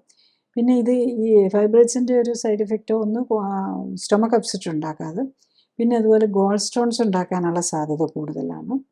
പിന്നെ മയോപ്പതി വരാം. അത് ഈ സ്റ്റാറ്റിൻസും കൊണ്ട് വെരി റെയർ ആയിട്ടാണ് മയോപ്പതി വരുന്നത്. പക്ഷേ ഓട്ടോഇമ്മ്യൂൺ മയോപ്പതി വന്നിട്ട് തീരെ വയ്യാതായി പോകുന്നത്, അതായത് അനങ്ങാൻ മസിൽ കംപ്ലീറ്റ് ഡാമേജ് വന്നിട്ടുള്ള പേഷ്യൻസും ഉണ്ടെന്നുള്ളതാണ്. അപ്പം നമ്മൾ ഈ കൊളസ്ട്രോളിന് മരുന്നെടുക്കുന്നവർ മയോപ്പതിയോ വേദനകളോ ഒക്കെ തോന്നുവാണെങ്കിൽ ഡെഫിനറ്റ്ലി ഡോക്ടറെ കണ്ട് നമ്മളത് ചോദിക്കണം. ഇതിൻ്റെ സൈഡ് എഫക്റ്റ് ആകാനുള്ള സാധ്യതയുണ്ടോ എന്നുള്ളത് അന്വേഷിക്കണം. റെയറാണ് ഒത്തിരി, അതായത് 100 പേര് കഴിച്ചുകൊണ്ടിരിക്കുമ്പോൾ അതിൽ ഒരാൾക്ക് പോലും വരണമെന്നില്ല. പക്ഷെ വന്ന ചിലർക്ക് വളരെ സിവിയറായിട്ട് ഓട്ടോഇമ്മ്യൂൺ മയോപ്പതിയിലേക്ക് ഉണ്ടാകുന്നുള്ളതാണ്. പിന്നെ കൊളസ്ട്രോളിന് കഴിക്കുന്ന റിസൻസ് ഗ്രൂപ്പിൽ, അത് കോളിസ്റ്ററൈമിൻ എന്നൊക്കെ പറഞ്ഞതാണ്. അത് ബൈലാസിഡ് സെക്വസ്ട്രൻ്റ് ആണ്. അതായത് ഞാൻ ബൈലാസിഡ്, നമ്മുടെ പിത്തരസം ഉണ്ടാക്കാൻ കൊളസ്ട്രോൾ വേണമെന്ന് പറഞ്ഞല്ലോ. അപ്പോൾ ഈ പിത്തരസം ഉണ്ടാക്കി നമ്മൾ വയറിൽ ചെല്ലും, അതിനെ നമ്മുടെ ബോഡി തന്നെ റീഅബ്സോർബ് ചെയ്ത് വീണ്ടും ഈ ബൈലാസിഡ്സിനെ യൂസ് ചെയ്യും. അതായത് നമ്മുടെ ബോഡി എല്ലാം റീസൈക്കിൾ ചെയ്യുക എന്നുള്ളതാണ് അതിൻ്റെ. കാരണം അല്ലെങ്കിൽ ലിവറിന് വർക്ക് കൂടുതലല്ലേ, ഇത്രയും ബൈലാസിഡ്സ് ഉണ്ടാക്കിക്കൊണ്ടിരിക്കണമല്ലോ. അപ്പോൾ നമ്മൾ അതിന് ഡൈജഷന് കൊടുക്കും, അത് കഴിഞ്ഞിട്ട് തിരിച്ചതിനെ അബ്സോർബ് ചെയ്യും. അപ്പോൾ അതിനെ അബ്സോർബ് ചെയ്യാത്ത രീതിയിലായിട്ട് സെക്വസ്ട്രേറ്റ് ചെയ്ത് ബ്ലോക്ക് ചെയ്ത് കളയുകയാണ് ചെയ്യുന്നത്. അപ്പോൾ പ്രോബ്ലം എന്താണെന്ന് വെച്ചാൽ, ഇതിൻ്റെ പ്രശ്നം എന്താണെന്ന് വെച്ചാൽ ഇത് ലിവറിൻ്റെ വർക്ക്ലോസ് കൂട്ടും. കൊളസ്ട്രോളിനെ കൂടുതൽ ഉപയോഗിപ്പിക്കാൻ വേണ്ടിയിട്ട് ചെയ്യുന്ന, പക്ഷേ കൊളസ്ട്രോളിനെ ഉണ്ടാകണമെങ്കിൽ ലിവറിന് പണിയാണ്. And also fatty liver already വീക്കായിരിക്കും ഇങ്ങനത്തെ പേഷ്യൻസിൽ. അപ്പോൾ രോഗികൾ ആണല്ലോ അവർ, ലിവറിന് ഫാറ്റി ലിവറും ഹെപ്പറ്റൈറ്റിസും ഒക്കെ ആയിരിക്കും. അപ്പോൾ ലിവർ കൂടുതൽ പണി ചെയ്യണമെന്ന് പറഞ്ഞു കഴിഞ്ഞാൽ അത് വീണ്ടും ലിവറിന് പ്രോബ്ലം വരുത്താം. പിന്നെ ഉള്ളതൊരു എസറ്റിമൈഡ് എന്ന് പറഞ്ഞിട്ടുള്ളതാണ്. അതെന്താ ചെയ്യുന്നതെന്ന് ചോദിച്ചു കഴിഞ്ഞാൽ കൊളസ്ട്രോളിൻ്റെ അബ്സോർപ്ഷൻ ബ്ലോക്ക് ചെയ്യുകയാണ് ചെയ്യുന്നത്. അപ്പോൾ അത് നമ്മൾ കൂടുതൽ ഫാറ്റി ഫുഡൊക്കെ കഴിച്ചാലേ ഞാൻ ഈ പറഞ്ഞല്ലോ, ബേസിക്കലി ആനിമൽ പ്രോഡക്ട്സും എഗ്ഗ് യോൾക്കിലും ഒക്കെ ഉള്ളൂ ഒത്തിരി കൊളസ്ട്രോൾ ഉള്ളത്. അത് നമ്മൾ അത്ര കൺട്രോൾ ഇല്ലാത്തവർക്ക് മാത്രമേ അതുകൊണ്ട് കാര്യമുള്ളൂ. കാരണം കൊളസ്ട്രോൾ നമ്മൾ ഫുഡിൽ തന്നെ നമുക്ക് കൺട്രോൾ ചെയ്യാവുന്നുള്ളൂ. ആനിമൽ കുറച്ചൊക്കെ ആവാം, 300 മില്ലിഗ്രാം വരെയൊക്കെ ആകാം. അത് 300 മില്ലിഗ്രാം എന്ന് പറഞ്ഞാൽ 2 എഗ്ഗ് യോൾക്ക് വന്നു കഴിയുമ്പോഴേക്കും ഏകദേശം അതിനകത്ത് 300 മില്ലിഗ്രാം വരും. അപ്പോൾ അതുകൊണ്ടാണ് 2 എഗ്ഗ് യോൾക്കൊക്കെ ഡെയിലി കഴിച്ചുകൊണ്ടിരുന്ന് കഴിഞ്ഞ് കഴിഞ്ഞാൽ അത് പറ്റില്ല, അത് മാക്സിമം ആയിരിക്കും. അതിൻ്റെ കൂടെ നോൺ വെജ് ഐറ്റംസ് കൂടുതലും എടുക്കുന്നവർക്കാണെങ്കിൽ അത് പറ്റില്ല. Once in a while 1 or 2 ഒരാഴ്ചയിൽ ഒരു 3-4 എഗ്ഗൊന്നും കഴിച്ചാൽ കുഴപ്പമില്ല. അല്ലാതെ കൂടുതൽ കഴിച്ചു കഴിഞ്ഞാൽ, അതുപോലെ ടു മച്ച് ആനിമൽ ഫുഡ് പ്രോഡക്ട്സും പ്രത്യേകിച്ച് ആനിമൽ ഫാറ്റും ഒക്കെ യൂസ് ചെയ്ത് കഴിഞ്ഞാൽ പിന്നെ എസറ്റമൈഡും കൂടെ കഴിക്കാം, അതായത് ഇതിൻ്റെ അബ്സോർഷനെ. പക്ഷേ ഇപ്പോൾ കൊളസ്ട്രോളിൻ്റെ അബ്സോർഷൻ മാത്രമല്ല, പലപ്പോഴും പല വൈറ്റമിൻസിൻ്റെയൊക്കെ അബ്സോർഷനെ കൂടെ ബ്ലോക്ക് ചെയ്തെന്നിരിക്കും. പിന്നെ വേറൊരു മരുന്ന് ലോമിറ്റാപ്പൈഡ് എന്നുള്ളതാണ്. അതും നമ്മുടെ മൈക്രോസോമൽ ട്രൈഗ്ലിസറൈഡ് ട്രാൻസ്ഫറിന്, അതായത് ട്രൈഗ്ലിസറൈഡിൻ്റെ സിന്തസിസിനെ ബ്ലോക്ക് ചെയ്യുന്ന ഒരു തരം മരുന്നാണത്. അപ്പോൾ അതിനും അതിൻ്റേതായ സൈഡ് ഇഫക്ട്സ് വരും. ഡെഫിനറ്റ്ലി ട്രൈഗ്ലിസറൈഡ് ബ്ലോക്ക് വരുമ്പം ഷുഗറിൻ്റെ ഡയബറ്റിക് കൺട്രോളിനെയൊക്കെ എഫക്റ്റ് ചെയ്യാം. പിന്നെ നിക്കോട്ടിനിക് ആസിഡ്, അതൊരു വൈറ്റമിനാണ് ശരിക്കും പറഞ്ഞാൽ. വൈറ്റമിനായിട്ട് അത് ശരിക്കും പറഞ്ഞാൽ ഒരു ദിവസം 15 ഗ്രാം മതി, 15 മില്ലിഗ്രാം മതി. പക്ഷേ അതിന് 500 to 3000 മില്ലിഗ്രാം ആയിട്ട് കൊടുത്ത് ഈ കൊളസ്ട്രോളും ട്രൈഗ്ലിസറൈഡും ഒക്കെ കൺട്രോൾ ചെയ്യാനായിട്ട് നോക്കാറുണ്ട് വെരി റെസിസ്റ്റൻസ് കേസിൽ. അപ്പോൾ അതിൻ്റെ ഒരു സൈഡ് എഫക്റ്റ് എന്താണെന്ന് ചോദിച്ചു കഴിഞ്ഞാൽ ഭയങ്കര ചൂട് വരും, ഹോട്ട് ഫ്ലാഷസ് പോലെ വരും, പിന്നെ ലിവർ ഡാമേജ് വരാം. കാരണം ഇത് 15 മില്ലിഗ്രാമേ ആവശ്യമുള്ളൂ. അങ്ങനെയുള്ളപ്പോഴാണ് നമ്മൾ ദിവസവും 500 മുതൽ 3000 യൂണിറ്റ് വരെ എടുക്കുന്നത്. അപ്പോൾ അത്ര വരുമ്പോൾ ഡെഫിനറ്റ്ലി അത്രയൊന്നും താങ്ങാൻ നമുക്ക് ലിവറിന് പ്രോബ്ലം വരാൻ ചാൻസ് ഉണ്ട്. പിന്നെ ഇപ്പോൾ പലരും കണ്ടിട്ട് കാണും ഒരു വാക്സിൻ വന്നു, കൊളസ്ട്രോൾ കുറയ്ക്കാൻ വാക്സിൻ വന്നു എന്നൊക്കെ. അതൊരു എന്താ മാബ് ഗ്രൂപ്പിൽ ഒരു ഇമ്മ്യൂണോതെറാപ്പി പോലെയുള്ളതാണ്. ഇവോലോ മാബ് എന്നും പറഞ്ഞ് ഒരു അതാണ്. അതിൽ ശരിക്കും നമ്മളുടെ ഒരു antibodies against the protein PCSK9 എന്ന് പറഞ്ഞൊരിതാണ് വരുന്നത്. അപ്പോൾ അത് നമ്മുടെ കൊളസ്ട്രോളിൻ്റെ പ്രൊഡക്ഷനിലെ ഒക്കെ തന്നെ ബ്ലോക്ക് ചെയ്യിപ്പിക്കാൻ വേണ്ടിയിട്ട് തന്നെ ഉള്ള ഒരിതാണ്. അതും അതിൻ്റെ സൈഡ് എഫക്ട്സ് ഒക്കെ ഇപ്പോഴും പഠിച്ചിട്ടില്ല, കാരണം അതൊരു പുതിയ ഇതാണ്. പക്ഷേ അതൊന്നും നമുക്ക് ശരിക്കും പറഞ്ഞാൽ ഇതിൻ്റെ ഒന്നും ആവശ്യമില്ല. നമ്മുടെ ലൈഫ് സ്റ്റൈൽ നമ്മൾ കഴിക്കുന്നത് എന്താണെന്ന് നോക്കി അത് കൺട്രോൾ ചെയ്താൽ മാത്രം മതി. അതിനാണ് അത്രയും സിമ്പിൾ ഒരു കാര്യത്തിന് വേണ്ടിയാണ് നമ്മൾ ഈ വളഞ്ഞ വഴികളെല്ലാം നോക്കാൻ പോകുന്ന മരുന്നുകളെടുത്ത് പല രീതിയിലും ബ്ലോക്ക് ചെയ്യിപ്പിക്കുന്നത്. അപ്പം ബേസിക്കലി നമ്മൾ ഇതിൻ്റെ ഒരു ചുരുക്കി പറഞ്ഞാൽ അല്ലെങ്കിൽ ഒരു സൊല്യൂഷൻ എന്താണെന്ന് ചോദിച്ചു കഴിഞ്ഞ് കഴിഞ്ഞാൽ നമ്മൾ ഒന്നും കൊളസ്ട്രോൾ കൂടുന്നുണ്ടോ എന്ന് നമ്മൾ നോക്കുക. കൊളസ്ട്രോൾ മാത്രമല്ല, ഏറ്റവും പ്രധാനം കൊളസ്ട്രോളിനേക്കാളും ഇമ്പോർട്ടൻറ്റ് ട്രൈഗ്ലിസറൈഡാണ്. നമ്മുടെ രക്തത്തിലെ കൊഴുപ്പിൻ്റെ അളവ് കൂടുന്നുണ്ടോ എന്ന് നോക്കുക. നമ്മുടെ ബോഡിയിലെ കൊഴുപ്പിൻ്റെ അളവ് കൂടുന്നുണ്ടോ എന്ന് നോക്കുക. നമുക്ക് ഓവർ വെയ്റ്റ് വരുമോ കുടവേറ് വരുമോ ചെയ്തിട്ടുണ്ടെങ്കിൽ അതിൻ്റെ അടുത്ത് നമ്മുടെ ബോഡിയിലെ കൊഴുപ്പ് കൂടുതലാണെന്നുള്ളതാണ്. അങ്ങനെ ഉണ്ടെങ്കിൽ ഒരു നല്ല ശതമാനത്തിനും രക്തത്തിലെ കൊഴുപ്പും കൂടിയിട്ടുണ്ടാവും.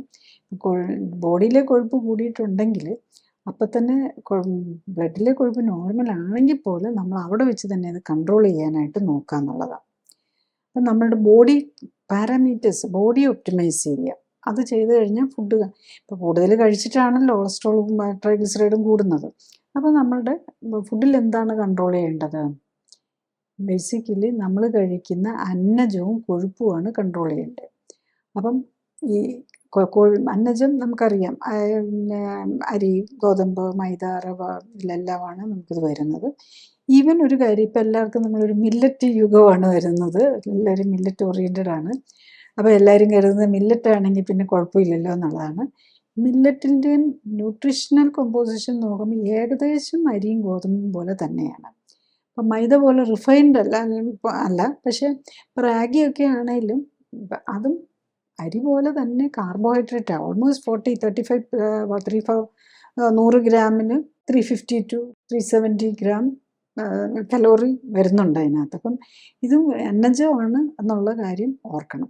അപ്പോൾ അത് ഏത് ഫോർമാറ്റിലാണെങ്കിലും അന്നജത്തിൻ്റെ അളവ് കുറയ്ക്കാം, കൊഴുപ്പിൻ്റെ അളവ് കുറയ്ക്കാം. കൊഴുപ്പെന്ന് പറയുമ്പോൾ നമ്മൾ ഈ വെജിറ്റബിളും ആനിമൽ ഫാറ്റ് മാത്രമല്ല, ആനിമൽ ഫാറ്റിൽ എല്ലാവർക്കും പേടിയാണ്. കൊളസ്ട്രോൾ ഉള്ളവർക്ക് അല്ലെങ്കിൽ ട്രൈഗ്ലിസറൈഡ് ഉള്ളവർ മീറ്റിനൊക്കെ കുറച്ചും കൂടെ പേടിക്കും. പക്ഷേ വെജിറ്റബിൾ ഓയിലൊന്നും ആർക്കും ഒരു പേടിയില്ല. പക്ഷേ വെജിറ്റബിൾ ഓയിലും ഈക്വലി ഡാമേജിങ് ആണ്. അതായത് കൂടുതൽ വെയിറ്റും ഇതുള്ളൂ. ഡാമേജിങ് എന്ന് പ്രത്യേകിച്ച് കോക്കനട്ട് ഓയിലിൽ മാത്രമേ ഉള്ളൂ നമ്മൾ omega-6 അധികം ഇല്ലാത്ത. ബാക്കിയുള്ള എല്ലാ വെജിറ്റബിൾ ഓയിൽസും നട്ട്സും കശുവണ്ടി, കപ്പലണ്ടി, ബദാം ഒക്കെ ഹൈ omega-6 ആണ്. അത് ഇൻഫ്ലമേറ്ററിയും കൂടെയാണ്. അപ്പോൾ ഒരു രോഗമുള്ളവർ ഒരു കാരണവശാലും അത്, കാരണം നമ്മളുടെ ഈ ജീവിതശൈലി രോഗങ്ങളെല്ലാം ഇൻഫ്ലമേറ്ററിയാണ്. ഹൈ ഇൻഫ്ലമേറ്ററി ആയിട്ടുള്ള omega-6 ഉള്ള നട്ട്സും ഒന്നും കഴിക്കാതിരിക്കുന്നതാണ് നല്ലത്. അപ്പോൾ പിന്നെ എന്ത് കഴിക്കുമെന്ന് ചോദിച്ചു കഴിഞ്ഞാൽ അരിയും പറ്റില്ല, ഗോതമ്പും പറ്റില്ല, മില്ലറ്റും പറ്റില്ല, നട്ട്സും പറ്റില്ല, പിന്നെ എന്ത് കഴിക്കും എന്നുള്ളതാണ് വരുന്നത്. അപ്പോൾ നമുക്ക് ഏറ്റവും ന്യൂട്രീഷൻ റിച്ച് ആയിട്ടുള്ളതും അതായത് വൈറ്റമിൻസും മിനറൽസും ഏറ്റവും ഉള്ളത് ലീഫി വെജിറ്റബിൾസാണ്. ലീഫി വെജിറ്റബിൾസ്, പിന്നെ പ്രോട്ടീൻ റിച്ച് ആയിട്ടുള്ളത് പയറുവർഗ്ഗങ്ങളും അതുപോലെ നമ്മുടെ നോൺ വെജ് ഐറ്റംസുമാണ്. അപ്പം ലീഫി വെജിറ്റബിൾസ്, പയറുവർഗ്ഗങ്ങൾ, നോൺ വെജിലാണെങ്കിൽ ഫിഷ് ഏറ്റവും ഇത്, ബാക്കിയുള്ളതൊക്കെ മോഡറേറ്റ് ആയിട്ട് വരുന്നതിന് കുഴപ്പമില്ല. നോൺ വെജ് ഐറ്റംസ് ഒരു 100 to 150 ഗ്രാം ഡേ വന്നാൽ കുഴപ്പമില്ല. അതിന് മുകളിൽ പോകരുത് ഒരു ദിവസം. പിന്നെ പയറുവർഗ്ഗങ്ങളാണേലും മറ്റുള്ളതൊക്കെ കുറച്ചിട്ട് പയറുവർഗ്ഗങ്ങൾ ഒരു 150 to 200 വരെ വന്ന്, അല്ലെങ്കിൽ റൈസിൻ്റെയൊക്കെ അളവ് ഏറ്റവും കുറയ്ക്കും. പിന്നെ ലീഫി വെജിറ്റബിൾസും എടുക്കുക. ഫ്രൂട്ട്സ് ആണെങ്കിലും വണ്ണം കുറയ്ക്കാനുള്ളവരാണെങ്കിൽ മോർ വാട്ടറി ആയിട്ടുള്ള ഫ്രൂട്ട്സും വെജിറ്റബിൾസും ഉപയോഗിക്കുക. ഇപ്പം വാഴപ്പഴം അതുപോലത്തെയൊക്കെ ഫ്രൂട്ട്സ് കഴിച്ചാലും വെയിറ്റ് കുറയുകയില്ല, വെയിറ്റ് കൂടാതെ നിന്നോളും. മോഡറേറ്റ് ആയിട്ടൊക്കെ കഴിച്ചാൽ വെയിറ്റ് കുറയുന്നോടം വരെ ഫ്രൂട്ട്സിൻ്റെ ആണെങ്കിലും അളവ് കുഴിച്ചാൽ തന്നെ വാട്ടറി ആയിട്ടുള്ളത് കഴിക്കും. അപ്പോൾ ഇതെല്ലാം നമ്മൾ ചെയ്ത് പിന്നെ എക്സസൈസും കൂടെ ചെയ്യണം. അപ്പോൾ നമുക്ക് മോഡറേറ്റ് ആയിട്ടുള്ള എക്സസൈസും കൂടെ ചെയ്തിട്ട് ഇതിൻ്റെയൊക്കെ ഡിഫറൻസ് അറിയാൻ നമ്മൾ മാസങ്ങളൊന്നും കാത്തിരിക്കേണ്ട. നമ്മൾ ലൈഫ് സ്റ്റൈൽ കറക്റ്റ് ചെയ്താൽ ഒരാഴ്ച കൊണ്ട് തന്നെ നമുക്ക് റിസൾട്ട് അറിയാൻ പറ്റും. അപ്പം നമ്മൾക്കിപ്പോൾ എല്ലാം ടെസ്റ്റുകളൊക്കെ ഫ്രീലി അവൈലബിൾ ആണല്ലോ, നമ്മളൊരു പ്രിസ്ക്രിപ്ഷനൊന്നും ആവശ്യമില്ല. നമുക്ക് ലക്കിലി നമുക്കിപ്പം വെസ്റ്റേൺ കൺട്രീസിലൊക്കെയാണ് പ്രിസ്ക്രിപ്ഷൻ ഡോക്ടറിൻ്റെ അടുത്ത് പോയി പ്രിസ്ക്രിപ്ഷൻ കിട്ടിയാലേ ചെയ്യാൻ പറ്റുള്ളൂ. പക്ഷേ ഇവിടെ എല്ലാവർക്കും നേരത്തെ പോയി നമുക്ക് നോക്കാം. അപ്പം എന്നിട്ട് 1 വീക്ക് ആകുമ്പോൾ തന്നെ ചെക്ക് ചെയ്യുക. എന്നാലല്ലേ നമുക്കൊരു എൻകറേജ്മെൻറ്റ് കിട്ടുള്ളൂ. റിസൾട്ട് കിട്ടുന്നുണ്ടോ എന്നുള്ളത് അറിയുക. ഇല്ലെങ്കിൽ എന്തുകൊണ്ടാണെന്ന് കണ്ടുപിടിക്കുക. കാരണം റിസൾട്ട് കിട്ടുന്നില്ലെങ്കിൽ അതിൻ്റെ അർത്ഥം നമ്മൾ നോക്കുന്നത് ശരിയാകുന്നില്ല എന്നുള്ളതാണ്. നമുക്ക് സാധാരണ കൊളസ്ട്രോളിന് മാത്രമേ ഒരു പ്രശ്നമുള്ളൂ, ഇത് മാത്രം തുടങ്ങിയവർക്ക് സ്വയം ഇങ്ങനെയൊക്കെ നോക്കിയാൽ പറ്റുന്നതേ ഉള്ളൂ. പക്ഷേ ട്രൈഗ്ലിസറൈഡും ഒക്കെ കൂടി ഹാർട്ട് പ്രോബ്ലം വന്നു, കിഡ്നി പ്രോബ്ലം വന്നു, ഡയബറ്റീസും ഉണ്ട്, പ്രഷറും ഉണ്ട്, ടൂ മെനി മരുന്നും എടുത്തുകൊണ്ടിരിക്കുന്നവരാണെങ്കിൽ സെൽഫ് നോക്കാൻ പറ്റുകയില്ല. അങ്ങനെ വരുമ്പോഴാണ് നമ്മൾ ഒരു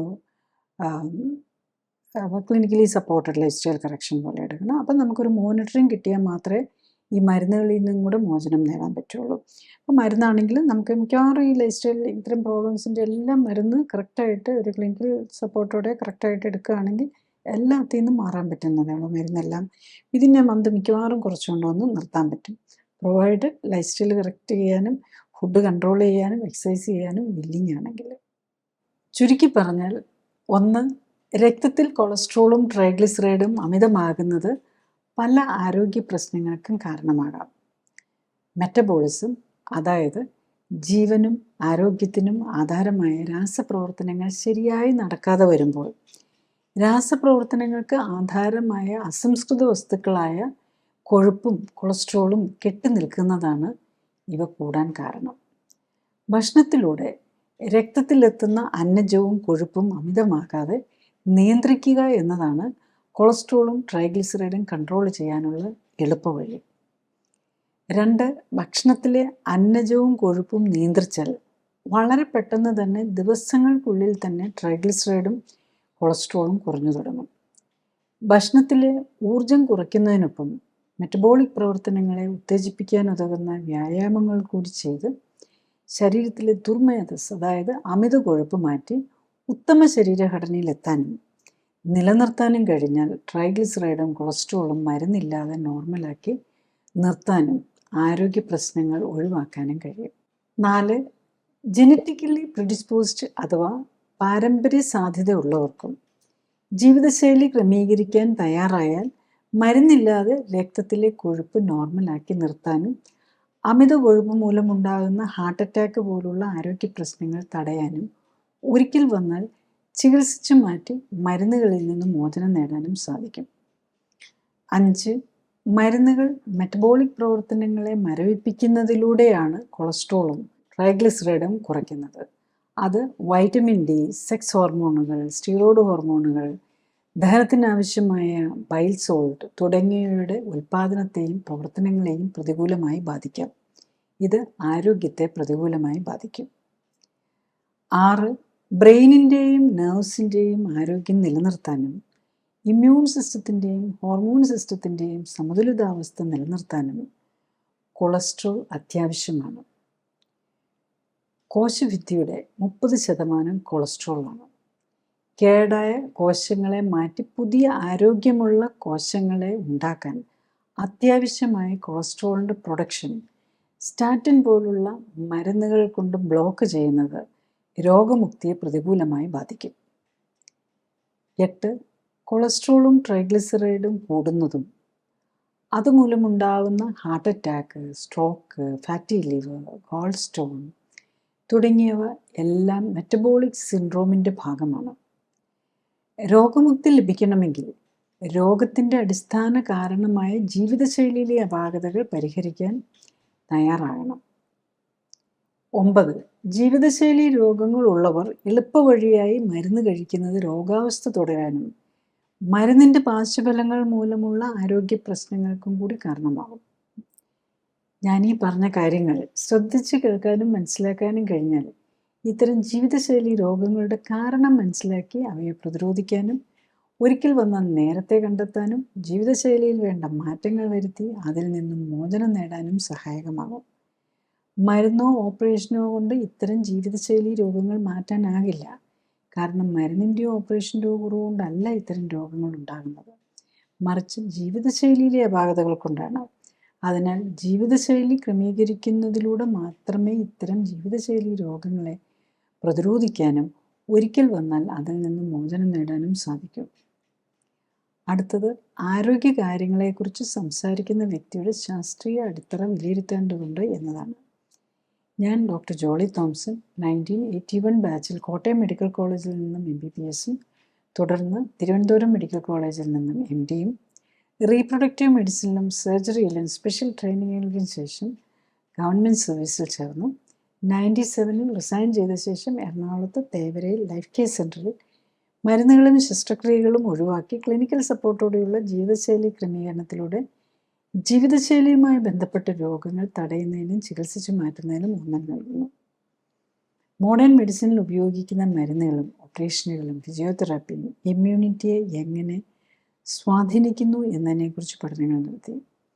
ഈ പഠനങ്ങളുടെ വെളിച്ചത്തിൽ ഇമ്മ്യൂണിറ്റിയെ ഉത്തേജിപ്പിക്കാനുള്ള പോഷക മിശ്രിതങ്ങളും ഓക്സിഫ്ലെക്സ് എന്ന പ്രത്യേക വ്യായാമ രീതിയും ഡെവലപ്പ് ചെയ്തു. ഈ പോഷക മിശ്രിതങ്ങളുടെയും ഓക്സിഫ്ലെക്സ് വ്യായാമത്തിൻ്റെയും സഹായത്തോടെ കോശങ്ങളെ ശാക്തീകരിച്ച് രോഗമുക്തിയെ സഹായിക്കാനും ആരോഗ്യം ഉത്തമമാക്കാനും നിലനിർത്താനും സഹായിക്കുന്ന സെൽ ആക്ടിവേഷൻ എന്ന നൂതന ചികിത്സാ രീതിയും ഡെവലപ്പ് ചെയ്തു. അടുത്തതായി, എന്താണ് ക്ലിനിക്കലി സൂപ്പർവൈസ്ഡ് ആൻഡ് സപ്പോർട്ടഡ് ജീവിതശൈലി ക്രമീകരണം എന്നതാണ്. ക്ലിനിക്കലി സൂപ്പർവൈസ്ഡ് ജീവിതശൈലി ക്രമീകരണത്തിൽ ശരീരഘടനയും ശരീരത്തിലെ കൊഴുപ്പിൻ്റെ അളവും കണ്ടെത്തുകയും ഒപ്പം തന്നെ ഉത്തമ ശരീരഘടന എന്തായിരിക്കണമെന്ന് കണ്ടെത്തുകയുമാണ് ആദ്യഘട്ടം. രണ്ടാമതായി, രക്തപരിശോധനകൾ നടത്തി ഹൃദയം, രക്തക്കുഴലുകൾ, ലിവർ, കിഡ്നി തുടങ്ങിയ അവയവങ്ങളുടെ ആരോഗ്യസ്ഥിതിയും ഇമ്മ്യൂൺ സ്റ്റാറ്റസും ഹോർമോണുകളുടെയും പോഷകങ്ങളുടെയും ലെവലും ശരീരത്തിന് ചേരുന്ന ഭക്ഷ്യവസ്തുക്കൾ ഏതൊക്കെ എന്ന് മനസ്സിലാക്കാൻ ശ്രമിക്കുകയുമാണ്. മൂന്നാമതായി, ഉത്തമ ശരീരഘടനയിൽ എത്താനായി വേണ്ട ജീവിതശൈലി ക്രമീകരണങ്ങളാണ്. രോഗിയുടെ പ്രത്യേകതകൾ അനുസരിച്ച് ഉത്തമ ന്യൂട്രീഷനും വ്യായാമവും നൽകുന്നതിനൊപ്പം ശരീരത്തിലെത്തുന്ന വിഷാംശം കുറയ്ക്കാനുമാണ് ഇതിൽ ശ്രമിക്കുന്നത്. ശരീരകോശങ്ങൾക്ക് ഉത്തമമായി പ്രവർത്തിക്കാൻ ആവശ്യമായ സാഹചര്യം ഒരുക്കുന്നതിലൂടെ ജീവനാധാരമായ മെറ്റബോളിക് അഥവാ രാസപ്രവർത്തനങ്ങളുടെ സമതുലിതാവസ്ഥ വീണ്ടെടുക്കുകയും നിലനിർത്തുകയുമാണ് ലക്ഷ്യം. ജീവിതശൈലി ക്രമീകരണത്തിലൂടെ രക്തയോട്ടവും മെറ്റബോളിക് പ്രവർത്തനങ്ങളും ഹോർമോൺ ബാലൻസും ഇമ്മ്യൂണിറ്റിയും ശരീരഘടനയും ഉത്തമമാക്കാനും നിലനിർത്താനും കഴിഞ്ഞാൽ ഒട്ടുമിക്ക ജീവിതശൈലി രോഗങ്ങളെയും പ്രതിരോധിക്കാനാവും. മാത്രമല്ല, വർഷങ്ങളായി മരുന്ന് കഴിക്കുന്നവർക്ക് പോലും രോഗം മൂർച്ഛിച്ച് അവയവങ്ങൾ തീരെ നശിക്കുന്നതിന് മുൻപെങ്കിലും കേടായ ശരീരകോശങ്ങളുടെ പുനർനിർമ്മിതിക്ക് ആവശ്യമായ പോഷകങ്ങൾ നൽകാനും വിഷാംശം ശരീരത്തിലെത്തുന്നത് തടയാനും ശരീരകോശങ്ങളെയെല്ലാം ഉത്തേജിപ്പിക്കാൻ ഉതകുന്ന വ്യായാമത്തിലൂടെ എല്ലാ ശരീരകോശങ്ങൾക്കും വേണ്ട രക്തയോട്ടം ലഭിക്കുന്നു എന്നുറപ്പാക്കാനും വേണ്ട ജീവിതശൈലി ക്രമീകരണത്തിന് തയ്യാറായാൽ പ്രമേഹവും പ്രഷറും ഹൃദ്രോഗവും അലർജിയും ആസ്മയും ആർത്രൈറ്റിസും ക്യാൻസറും പോലുള്ള ഒട്ടുമിക്ക ജീവിതശൈലി രോഗങ്ങളിൽ നിന്നും അവയ്ക്കായി കഴിക്കുന്ന മരുന്നുകളിൽ നിന്നും വേണ്ടിവരാവുന്ന ഓപ്പറേഷനുകളിൽ നിന്നും ഒക്കെ മോചനം നേടാനും കഴിയുന്നതേ ഉള്ളൂ. Next, clinically supported life style correction കൊണ്ട് ഈ കൊളസ്ട്രോളും അല്ലെങ്കിൽ ട്രൈഗ്ലിസറൈഡ് കൂടുതലുള്ളത് അങ്ങനെയുള്ള പേഷ്യൻസ്, അപ്പോൾ അതിന് മാത്രമല്ലല്ലോ, അവർക്ക് മിക്കവാറും പ്രഷർ ഉണ്ടാകും, ഡയബറ്റിസ് ഉണ്ടാകും, ഹാർട്ട് ഡിസീസ് ഉണ്ടാകും, പലപ്പോഴും പലരും കിഡ്നി പ്രോബ്ലം ഓൾറെഡി തുടങ്ങിയിട്ടുണ്ടാകും, ഫാറ്റി ലിവർ ഉണ്ടാകും, ആണുങ്ങളാണെങ്കിൽ പ്രോസ്റ്റേറ്റ് പ്രോബ്ലംസ് തുടങ്ങിയിട്ടുണ്ടാകും. പിന്നെ മൾട്ടിപ്പിൾ പ്രോബ്ലംസ് ആയിട്ടായിരിക്കും ഈ ജീവിതശൈലി രോഗങ്ങളെല്ലാം ഒരു മിഡിൽ ഏജ് ആ സമയത്താണല്ലോ തുടങ്ങുന്നത്. അപ്പം മിക്കവാറും ഒരു രോഗമൊന്നും ആയിരിക്കില്ല, മൾട്ടിപ്പിൾ രോഗങ്ങളുണ്ടാകും. അപ്പം നമ്മൾ ഇതിൽ ചെയ്യുന്നത് എന്താണെന്ന് വെച്ചാൽ, നമ്മൾ ഈ clinically supported life style correction കൊളസ്ട്രോളിനെ അല്ല ഫോക്കസ് ചെയ്യുന്നത്. നമ്മൾ ഫോക്കസ് ചെയ്യുന്നത് നമ്മളുടെ മെറ്റബോളിസവും ബോഡി കോമ്പോസിഷനും ഇമ്മ്യൂണിറ്റിയും കറക്റ്റ് ചെയ്യാനായിട്ടാണ്. അപ്പോൾ അതിനായിട്ട് നമ്മൾ യൂസ് ചെയ്യുന്നത് സ്പെഷ്യൽ ന്യൂട്രീഷനും സ്പെഷ്യൽ ഫോം ഓഫ് നമുക്ക് രോഗികൾക്കാണെങ്കിലും ചെയ്യാൻ പറ്റുന്നത് പലരും ഇവരൊക്കെ പലപ്പോഴും ആർത്രൈറ്റിസും ഒക്കെ ഉണ്ടാവും ഈ രോഗികൾക്ക്. അതെല്ലാം അവർക്കൊക്കെ പറ്റുന്ന പോലെയുള്ള എക്സസൈസും, അത് ബേസിക്കലി കിടന്നുകൊണ്ടല്ല ഇരുന്നുകൊണ്ട് ചെയ്യുന്ന എക്സസൈസുമാണ്. പിന്നെ ഒപ്പം തന്നെ ടോക്സിൻസ് കുറയ്ക്കാനുമാണ്. അപ്പോൾ ടോക്സിൻസ് നമ്മുടെ ബോഡിയിലുള്ള ടോക്സിൻസ് പുറത്ത് കളയാനും പിന്നെ നമ്മൾ ഫുഡിലൂടെയൊക്കെ ഉള്ളിലേക്ക് ചെല്ലുന്നത് കുറയ്ക്കാനും വേണ്ടിയാണ്. അപ്പോൾ ഇതിനായിട്ട് നമ്മൾ സ്പെഷ്യൽ ഫുഡ്, കാരണം നമ്മളുടെ സാധാരണ ഫുഡിൽ നിന്ന് നമ്മളൊരു 2000 കാലറി എങ്കിലും ഉണ്ടെങ്കിൽ നമ്മളെല്ലാ ന്യൂട്രീഷനും ഒപ്പിക്കാൻ പറ്റുള്ളൂ. നമ്മൾ കുക്ക് ചെയ്ത് നമ്മൾ വീട്ടിൽ എത്ര നമ്മൾ ഡയറ്റീഷ്യനാണെങ്കിലും ഡോക്ടറാണെങ്കിലും ഒക്കെ നോക്കി ചെയ്താലും കാലറി കുറച്ച് എല്ലാ ന്യൂട്രീഷനും ഒപ്പിക്കാൻ പറ്റില്ല. അപ്പം അതിനു വേണ്ടി അപ്പം നമ്മൾ സ്പെഷ്യൽ ഏറ്റവും ലോ കാലറിയിൽ ഒരു 650 കാലറിയിൽ ഒരു ദിവസത്തെ ഫുഡ് എത്തിച്ച്, പ്രത്യേകിച്ചും ഓവർ വെയ്റ്റ് ഉള്ളവർക്കാണ്. അപ്പോൾ ആ ഓവർ വെയ്റ്റും കൂടെ കുറയ്ക്കണമെന്നുണ്ടെങ്കിൽ നമ്മളുടെ ബോഡിയിലെ ഫാറ്റ് എടുത്ത് യൂസ് ചെയ്ത് പോയാൽ മാത്രമേ പറ്റുള്ളൂ. ഓവർ വെയ്റ്റും കൂടെ ഉള്ളതുകൊണ്ടാണല്ലേ കൊളസ്ട്രോൾ ഇങ്ങനെ കൂടി നിൽക്കുന്നത്. അവർ കൊളസ്ട്രോളും ട്രൈഗ്ലിസറിൻ്റെ മെക്കാനിസത്തിൽ വന്നിരിക്കുന്ന പ്രോബ്ലം. യൂഷ്വലി ഈ കൊളസ്ട്രോളിനൊക്കെ ഈ ഡിസ്ലൈപ്പിഡിയമിക്ക് വേണ്ടി മരുന്ന് കഴിക്കുന്നവർക്കൊക്കെ ആണെങ്കിലും വിതിൻ 2-3 വീക്ക് കറക്റ്റായിട്ട് ചെയ്യുന്നവർക്കാണെങ്കിൽ വളരെ ഫാസ്റ്റായിട്ട് ഇതിൻ്റെ മരുന്ന് കുറച്ചുകൊണ്ട് വരാൻ പറ്റുന്നു. അപ്പം 3-4 മരുന്നുകളൊക്കെ കഴിക്കുന്നവരെയും കാണാറുണ്ട് ഈ ട്രൈഗ്ലിസറൈഡിന് വേണ്ടിയിട്ട്, കൊളസ്ട്രോളിന്.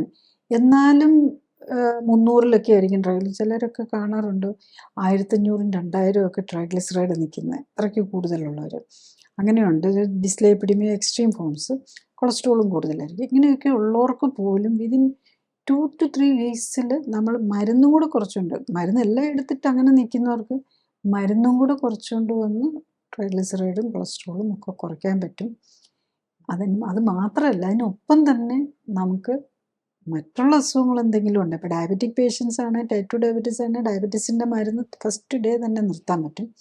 കൊളസ്ട്രോൾ നമ്മൾ നോർമലുള്ളവർക്ക് മാത്രമേ കുറയ്ക്കാൻ പറ്റുള്ളൂ. വൺസ് ബ്ലഡ് ലെവൽ കൊളസ്ട്രോളിൻ്റെ ലെവൽ നോർമലേക്ക്, ട്രൈഗ്ലിസറൈഡ് നോർമലായി കഴിഞ്ഞിട്ടായിരിക്കും കുറച്ച് വരുന്നത്. യൂഷ്വലി ചിലരുടെയൊക്കെ ഈ മരുന്നൊക്കെ കഴിച്ചുകൊണ്ടിരിക്കുമ്പോൾ ഓൾറെഡി നോർമലായിരിക്കും. അപ്പോൾ അവർ ഡോസും കൂടെ കുറയ്ക്കാൻ തുടങ്ങും ഒരു 2-3 ഡേയ്സ് കഴിയുമ്പോഴേക്കും. ഇനി അല്ല, ആദ്യം നോക്കുമ്പോൾ ഈ മരുന്നൊക്കെ കഴിച്ചിട്ടും കൂടി നിൽക്കുന്നവരാണെങ്കിൽ തന്നെ ഒരു 8th ഡേ വരുമ്പോഴേക്കും കുറഞ്ഞിട്ടുണ്ടാകും. അപ്പോൾ നമ്മൾ സ്ലോ ആയിട്ടാണ്. കൊളസ്ട്രോളിൻ്റെ മരുന്നൊന്നും നമുക്ക് പെട്ടെന്ന് നിർത്താൻ പാടില്ല. പെട്ടെന്ന് നിർത്തിക്കഴിഞ്ഞാൽ അത് ഷൂട്ടപ്പ് ചെയ്യും. കാരണം നമ്മൾ ആ ഫ്രീ ആക്കുകയാണല്ലോ. ഇത്രയും നാളും ബ്ലോക്ക് ചെയ്തിരുന്ന മെക്കാനിസംസ് എല്ലാം ഒരു റാപ്പിഡ് ഫയർ പോലെ വരും. അപ്പോൾ അങ്ങനെ വരെ ചെയ്യാൻ പാടില്ല. കൊളസ്ട്രോളിൻ്റെ മരുന്ന്, BP, ഡയബറ്റീസിൻ്റെ മരുന്ന് നമ്മൾ കൺട്രോൾ ചെയ്യുമ്പോൾ നമ്മൾ സഡനായിട്ട് സ്റ്റോപ്പ് ചെയ്യാം. ടൈപ്പ് 2 ഡയബറ്റീസ് ആണ്.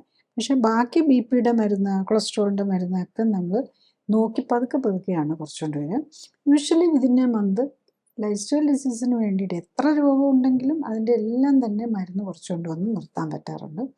പിന്നെ ഈ ഓർഗൻസ് ഒക്കെ തീരെ ഡാമേജ് വന്നു പോയിട്ടുണ്ടെങ്കിലാണ് നമുക്ക് BP സ്റ്റേജ് 5 കിഡ്നി ഡിസീസിൽ പോലും, അതായത് റീനൽ ഫെയിലിയറിലുള്ള പേഷ്യൻ്റ് 5 സ്റ്റേജിലെത്തിയവർക്ക് പോലും BPയുടെ മരുന്ന് പോലും കുറച്ചുകൊണ്ട് വന്ന് നിർത്താൻ പറ്റും. ചിലപ്പം ഒരു ഇടയ്ക്കൊക്കെ കൂടുമ്പോൾ മാത്രം ഒരു വൺസിനെ വയലൊക്കെ ആയിട്ട് ഒരു SOS ആയിട്ട് ഒരു ചെറിയ ഡോസൊക്കെ ചിലപ്പോൾ എടുക്കേണ്ടി വരും അങ്ങനെയുള്ളവർക്ക്.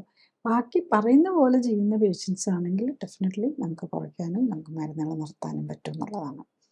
പിന്നെ ഇതിൽ പ്രോബ്ലം എന്ന് പറയുമ്പം ഇത് കാര്യം ശരിയാണ്, എല്ലാ രോഗവും ഒറ്റയടിക്ക് മാറുമെന്നുണ്ടെങ്കിൽ എളുപ്പമാണല്ലോ എന്നിപ്പം കരുതുമ്പം പലപ്പോഴും പേഷ്യൻസൊക്കെ ഈ ബൈപ്പാസ് പറഞ്ഞു വരും, TMT ചെയ്തപ്പോൾ പോസിറ്റീവായി. അതാണല്ലോ കൊളസ്ട്രോളും ട്രൈഗ്ലിസറൈഡും കൂടുതലുള്ളവർക്ക്. അല്ലെങ്കിൽ സ്റ്റെൻറ്റ് ആൻജിയോഗ്രാം പറഞ്ഞൊക്കെ കഴിയുമ്പോഴായിരിക്കും വരുന്നത്. ഈവൻ ചിലരുണ്ട് ബൈപ്പാസും സ്റ്റെൻറ്റും ഒക്കെ മൾട്ടിപ്പിൾ ടൈംസ് ഇട്ടിട്ട് പിന്നെ ഹാർട്ടിൻ്റെ ബുദ്ധിമുട്ടുകൾ കണ്ടിന്യൂ ചെയ്യുക, പിന്നെ ഒന്നും ചെയ്യാനില്ല, ആ നിലയിലെത്തിയവരും വരാറുണ്ട്. പക്ഷെ ഇവർക്കൊക്കെ അവരൊക്കെ ഒരു കെട്ട് മരുന്നും കഴിക്കുന്നുണ്ടാകും. ചിലർക്കൊക്കെ കാണാം 18 മരുന്നും 36ഉം 40ഉം ഗുളികകളൊക്കെയാണ് ഒറ്റ ദിവസം തന്നെ കഴിച്ചുകൊണ്ടിരിക്കുന്നത്. ഇതെല്ലാം നമുക്ക് വിതിൻ്റെ മന്ത് മരുന്നുകളെല്ലാം കുറച്ചുകൊണ്ട് നിർത്താൻ പറ്റും. മരുന്നില്ലാതെ പ്രഷറും കൊളസ്ട്രോളും ട്രൈഗ്ലിസറൈഡും ഷുഗറും ഒക്കെ കൺട്രോൾ ചെയ്യാൻ പറ്റണം. എന്നാൽ മാത്രമല്ലേ നമ്മൾ രോഗത്തിൽ നിന്ന് മാറുന്നുള്ളൂ. അല്ലെങ്കിൽ നമ്മളതൊക്കെ കഴിച്ചുകൊണ്ടിരിക്കുമ്പോൾ നമ്മൾ അപ്പോഴും രോഗിയാണ്. അപ്പോൾ അതാണ് ഇതിനകത്ത് എയിം ചെയ്യുന്നത്. പക്ഷേ ഇത് ചെയ്യണമെന്നുണ്ടെങ്കിൽ ഒന്ന് ലൈഫ് സ്റ്റൈൽ കറക്റ്റ് ചെയ്യാൻ വില്ലിങ്നെസ് ഉണ്ടാകണം. ഫുഡ് കൺട്രോൾ ചെയ്യാനും മോഡറേറ്റായിട്ട് എക്സസൈസ് ചെയ്യാനും അതിന് ടൈം വേണം. പിന്നെ അതിനകത്ത് കുറച്ചൊരു എക്സ്പെൻസും വരുന്നുണ്ട്. ഇപ്പോൾ എക്സ്പെൻസിൽ തന്നെ എന്താ പ്രോബ്ലം എന്ന് ചോദിച്ചാൽ ഇപ്പോൾ എല്ലാവർക്കും ഇൻഷുറൻസ് ഉണ്ടാകും, മെഡിക്കൽ ഇൻഷുറൻസ് ഉണ്ടാകും. പക്ഷേ ഇത് ലൈഫ് സ്റ്റൈൽ കറക്ഷനും മെഡിക്കൽ ഇൻഷുറൻസ് കിട്ടാനായിട്ട് ഇപ്പോഴും പ്രൊവിഷൻ ഇല്ല. പലപ്പോഴും ഗവൺമെൻറ് ഓഫീസ് ജോലിക്കാരെ ചില കമ്പനീസൊക്കെ കൊടുക്കാറുണ്ട്. അല്ലാതെ യൂഷ്വൽ ഈ മെഡിക്ലെയിം ഒക്കെ പോലെയുള്ള അതിന് സാധാരണ അവർ കൊടുക്കാറില്ല. അപ്പോൾ അതുകൊണ്ടുള്ളതാണ് പലപ്പോഴും. കാരണം ഒരു ഹാർട്ടിൻ്റെ പ്രോബ്ലം ആണെങ്കിൽ അവർക്ക് എത്ര മരുന്ന് വേണമെങ്കിൽ കിട്ടും, ഫ്രീ ആയിട്ട് കിട്ടുമായിരിക്കും. പലപ്പോഴും പല കമ്പനീസും പല ഈവൻ നമ്മുടെ ഫോഴ്സിലൊക്കെ വർക്ക് ചെയ്യുന്നവർക്ക് എല്ലാം ട്രീറ്റ്മെൻറ്റ് ഫ്രീ ആണല്ലോ. അപ്പം നമ്മൾ ഈ ട്രീറ്റ്മെൻറ്റ് എടുക്കണമെങ്കിൽ നമ്മൾ തന്നെ ഇപ്പോഴത്തെ നിലയിൽ അതേ പറ്റുള്ളൂ. അപ്പോൾ അതുകൊണ്ട് ചിലപ്പം ഫൈനാൻഷ്യലി കോംപ്രമൈസ്ഡ് ആയിട്ടുള്ളവർക്ക് അതിൻ്റേതായിട്ടുള്ള ബുദ്ധിമുട്ട് വരാം. പിന്നെ മറ്റ് ട്രീറ്റ്മെൻറ്റൊക്കെ ഫ്രീ ആയിട്ട് കിട്ടുമ്പം പിന്നെ അതുകൊണ്ട് അപ്പോൾ എപ്പോഴും ഒരു ഇൻഷുറൻസിനൊക്കെ ഫ്രീ ആയിട്ട് കിട്ടുന്ന ട്രീറ്റ്മെൻറ്റ് എടുക്കാനുള്ള ഒരു ടെൻഡൻസിയും വരുമല്ലോ. പിന്നെ ഇതിന് ലൈഫ് സ്റ്റൈൽ നമ്മളൊരു എഫേർട്ട് എടുക്കുകയും കൂടെ ചെയ്യണം. ബട്ട് അതിനകത്തുനിന്ന് അപ്പം മനസ്സിലാകണം, നമ്മൾ എഫേർട്ട് എടുത്ത് നമ്മൾ മാറുകയാണ് ചെയ്യുന്നത്. പിന്നെ ഇതൊക്കെ കുറച്ചും കൂടി ഇതൊക്കെ പുതിയ മൊഡാലിറ്റി ഓഫ് ട്രീറ്റ്മെൻറ്റ് ആണല്ലോ വരുന്നത്. അപ്പോൾ ഇതിനെക്കുറിച്ചൊക്കെ അവെയറൊക്കെ ആയി വന്നു കഴിയുമ്പോഴേക്കും നമുക്ക് പിന്നെ ഇൻഷുറൻസും അതുപോലെ ഈവൻ പ്രൈം മിനിസ്റ്റേഴ്സിൻ്റെ ആരോഗ്യ ഇൻഷുറൻസ് പോലെയുള്ളത് പൂർ പീപ്പിളിനൊക്കെ ഉണ്ടല്ലോ. ഈവൻ 5 lakhs ഒക്കെ വരെ ഒരു ഫാമിലിക്ക് കിട്ടുമെന്നാണ്. അപ്പോൾ അത് ഒരു 2 or 3 ഫാമിലി മെമ്പേഴ്സിന് പറ്റും. ഇപ്പം മറ്റേതാണെങ്കിൽ ഒരു ബൈപ്പാസോ ഒക്കെ ആണെങ്കിൽ തന്നെ അത്രയും കോസ്റ്റ് വരും. ഇതാണെങ്കിൽ കൂടുതൽ വളരെ ഈസി ആയിട്ട് തന്നെ അതൊക്കെ അവെയിൽ ചെയ്യുകയാണെങ്കിൽ സാധാരണക്കാരന് പോലും പറ്റുന്നതേ ഉണ്ടാവുള്ളൂ. ക്ലിനിക്കലി സപ്പോർട്ടഡ് ജീവിതശൈലി ക്രമീകരണത്തിൽ രോഗലക്ഷണങ്ങളെ അല്ല ഫോക്കസ് ചെയ്യുന്നത്, അതിൻ്റെ അടിസ്ഥാന കാരണമായ ശരീരഘടനയിലെയും ഹോർമോൺ ബാലൻസിലെയും ഇമ്മ്യൂണിറ്റിയിലെയും വ്യതിയാനങ്ങളെയും അവയ്ക്ക് കാരണമായ ജീവിതശൈലിയിലെ അപാകതകൾ പരിഹരിക്കാനുമാണ്. അതുകൊണ്ടാണ് ഏത് പ്രായത്തിലുള്ള ആൾക്കും ഒരേ സമയം വ്യത്യസ്ത രോഗങ്ങൾക്കും രോഗലക്ഷണങ്ങൾക്കും അസ്വസ്ഥതകൾക്കും ആശ്വാസം ലഭിക്കുന്നത്. രോഗമുക്തിക്ക് ആധാരം ഇമ്മ്യൂൺ സിസ്റ്റമാണ്. ഇമ്മ്യൂൺ സിസ്റ്റത്തിന് ഉത്തമമായി പ്രവർത്തിക്കാനുള്ള അവസരം ഒരുക്കുകയും അതിലൂടെ ശരീരത്തിൻ്റെ സെൽഫ് ഹീലിംഗ് പവറിനെ ഉത്തേജിപ്പിക്കുകയുമാണ് വേണ്ടത്. സ്വയം ജീവിതശൈലി ക്രമീകരിച്ച് ആരോഗ്യം ഉത്തമമാക്കി നിലനിർത്താനാണ് എല്ലാവരും ശ്രമിക്കേണ്ടത്. അതിന് കഴിയാതെ വരികയോ ഹൃദ്രോഗവും ക്യാൻസറും പോലുള്ള മാരക രോഗങ്ങൾ സംശയിക്കപ്പെടുമ്പോഴും ഒന്നിൽ കൂടുതൽ രോഗങ്ങളുള്ളവർക്കും മരുന്നുകൾ ദീർഘകാലം ഉപയോഗിക്കേണ്ടി വരുന്നവർക്കും മരുന്നുകൾ കൊണ്ടും അസ്വസ്ഥതകൾ മാറ്റാൻ കഴിയാതെ വരുമ്പോഴും ഓപ്പറേഷൻ ആവശ്യമായി വരുന്നവർക്കുമാണ് ക്ലിനിക്കൽ സപ്പോർട്ടോടെയും സൂപ്പർവിഷനോടെയും ഉള്ള ജീവിതശൈലി ക്രമീകരണം ആവശ്യമായി വരുന്നത്. ജീവിതശൈലി ക്രമീകരണത്തിൻ്റെ ശാസ്ത്രീയ വശങ്ങളെക്കുറിച്ചും ക്ലിനിക്കൽ സപ്പോർട്ടോടെയുള്ള ജീവിതശൈലി ക്രമീകരണത്തെക്കുറിച്ചും വെബ്സൈറ്റിൽ നിന്നും യൂട്യൂബിൽ നിന്നും കൂടുതൽ അറിയാനാവും. ഡോക്ടറേക്കാൾ അറിവ് നേടാം എന്ന യൂട്യൂബ് സീരീസിലെ വീഡിയോകളും നൂതന സമീപനം എന്ന സീരീസിലെ ആദ്യ വീഡിയോയും നിങ്ങളുടെ രോഗത്തെക്കുറിച്ചുള്ള വീഡിയോകളും ചികിത്സ എങ്ങനെയാകണം എന്ന സീരീസിലെ വീഡിയോയും കാണാൻ പ്രത്യേകം ശ്രദ്ധിക്കുക. ഫേസ്ബുക്കിലും യൂട്യൂബിലും എല്ലാ ശനിയാഴ്ചയും 2:30-നുള്ള ലൈവ് എപ്പിസോഡുകളും നിങ്ങളുടെ രോഗവുമായി ബന്ധപ്പെട്ട് കഴിഞ്ഞുപോയ എപ്പിസോഡുകളും കാണുന്നതും നല്ലതാണ്. Thank you.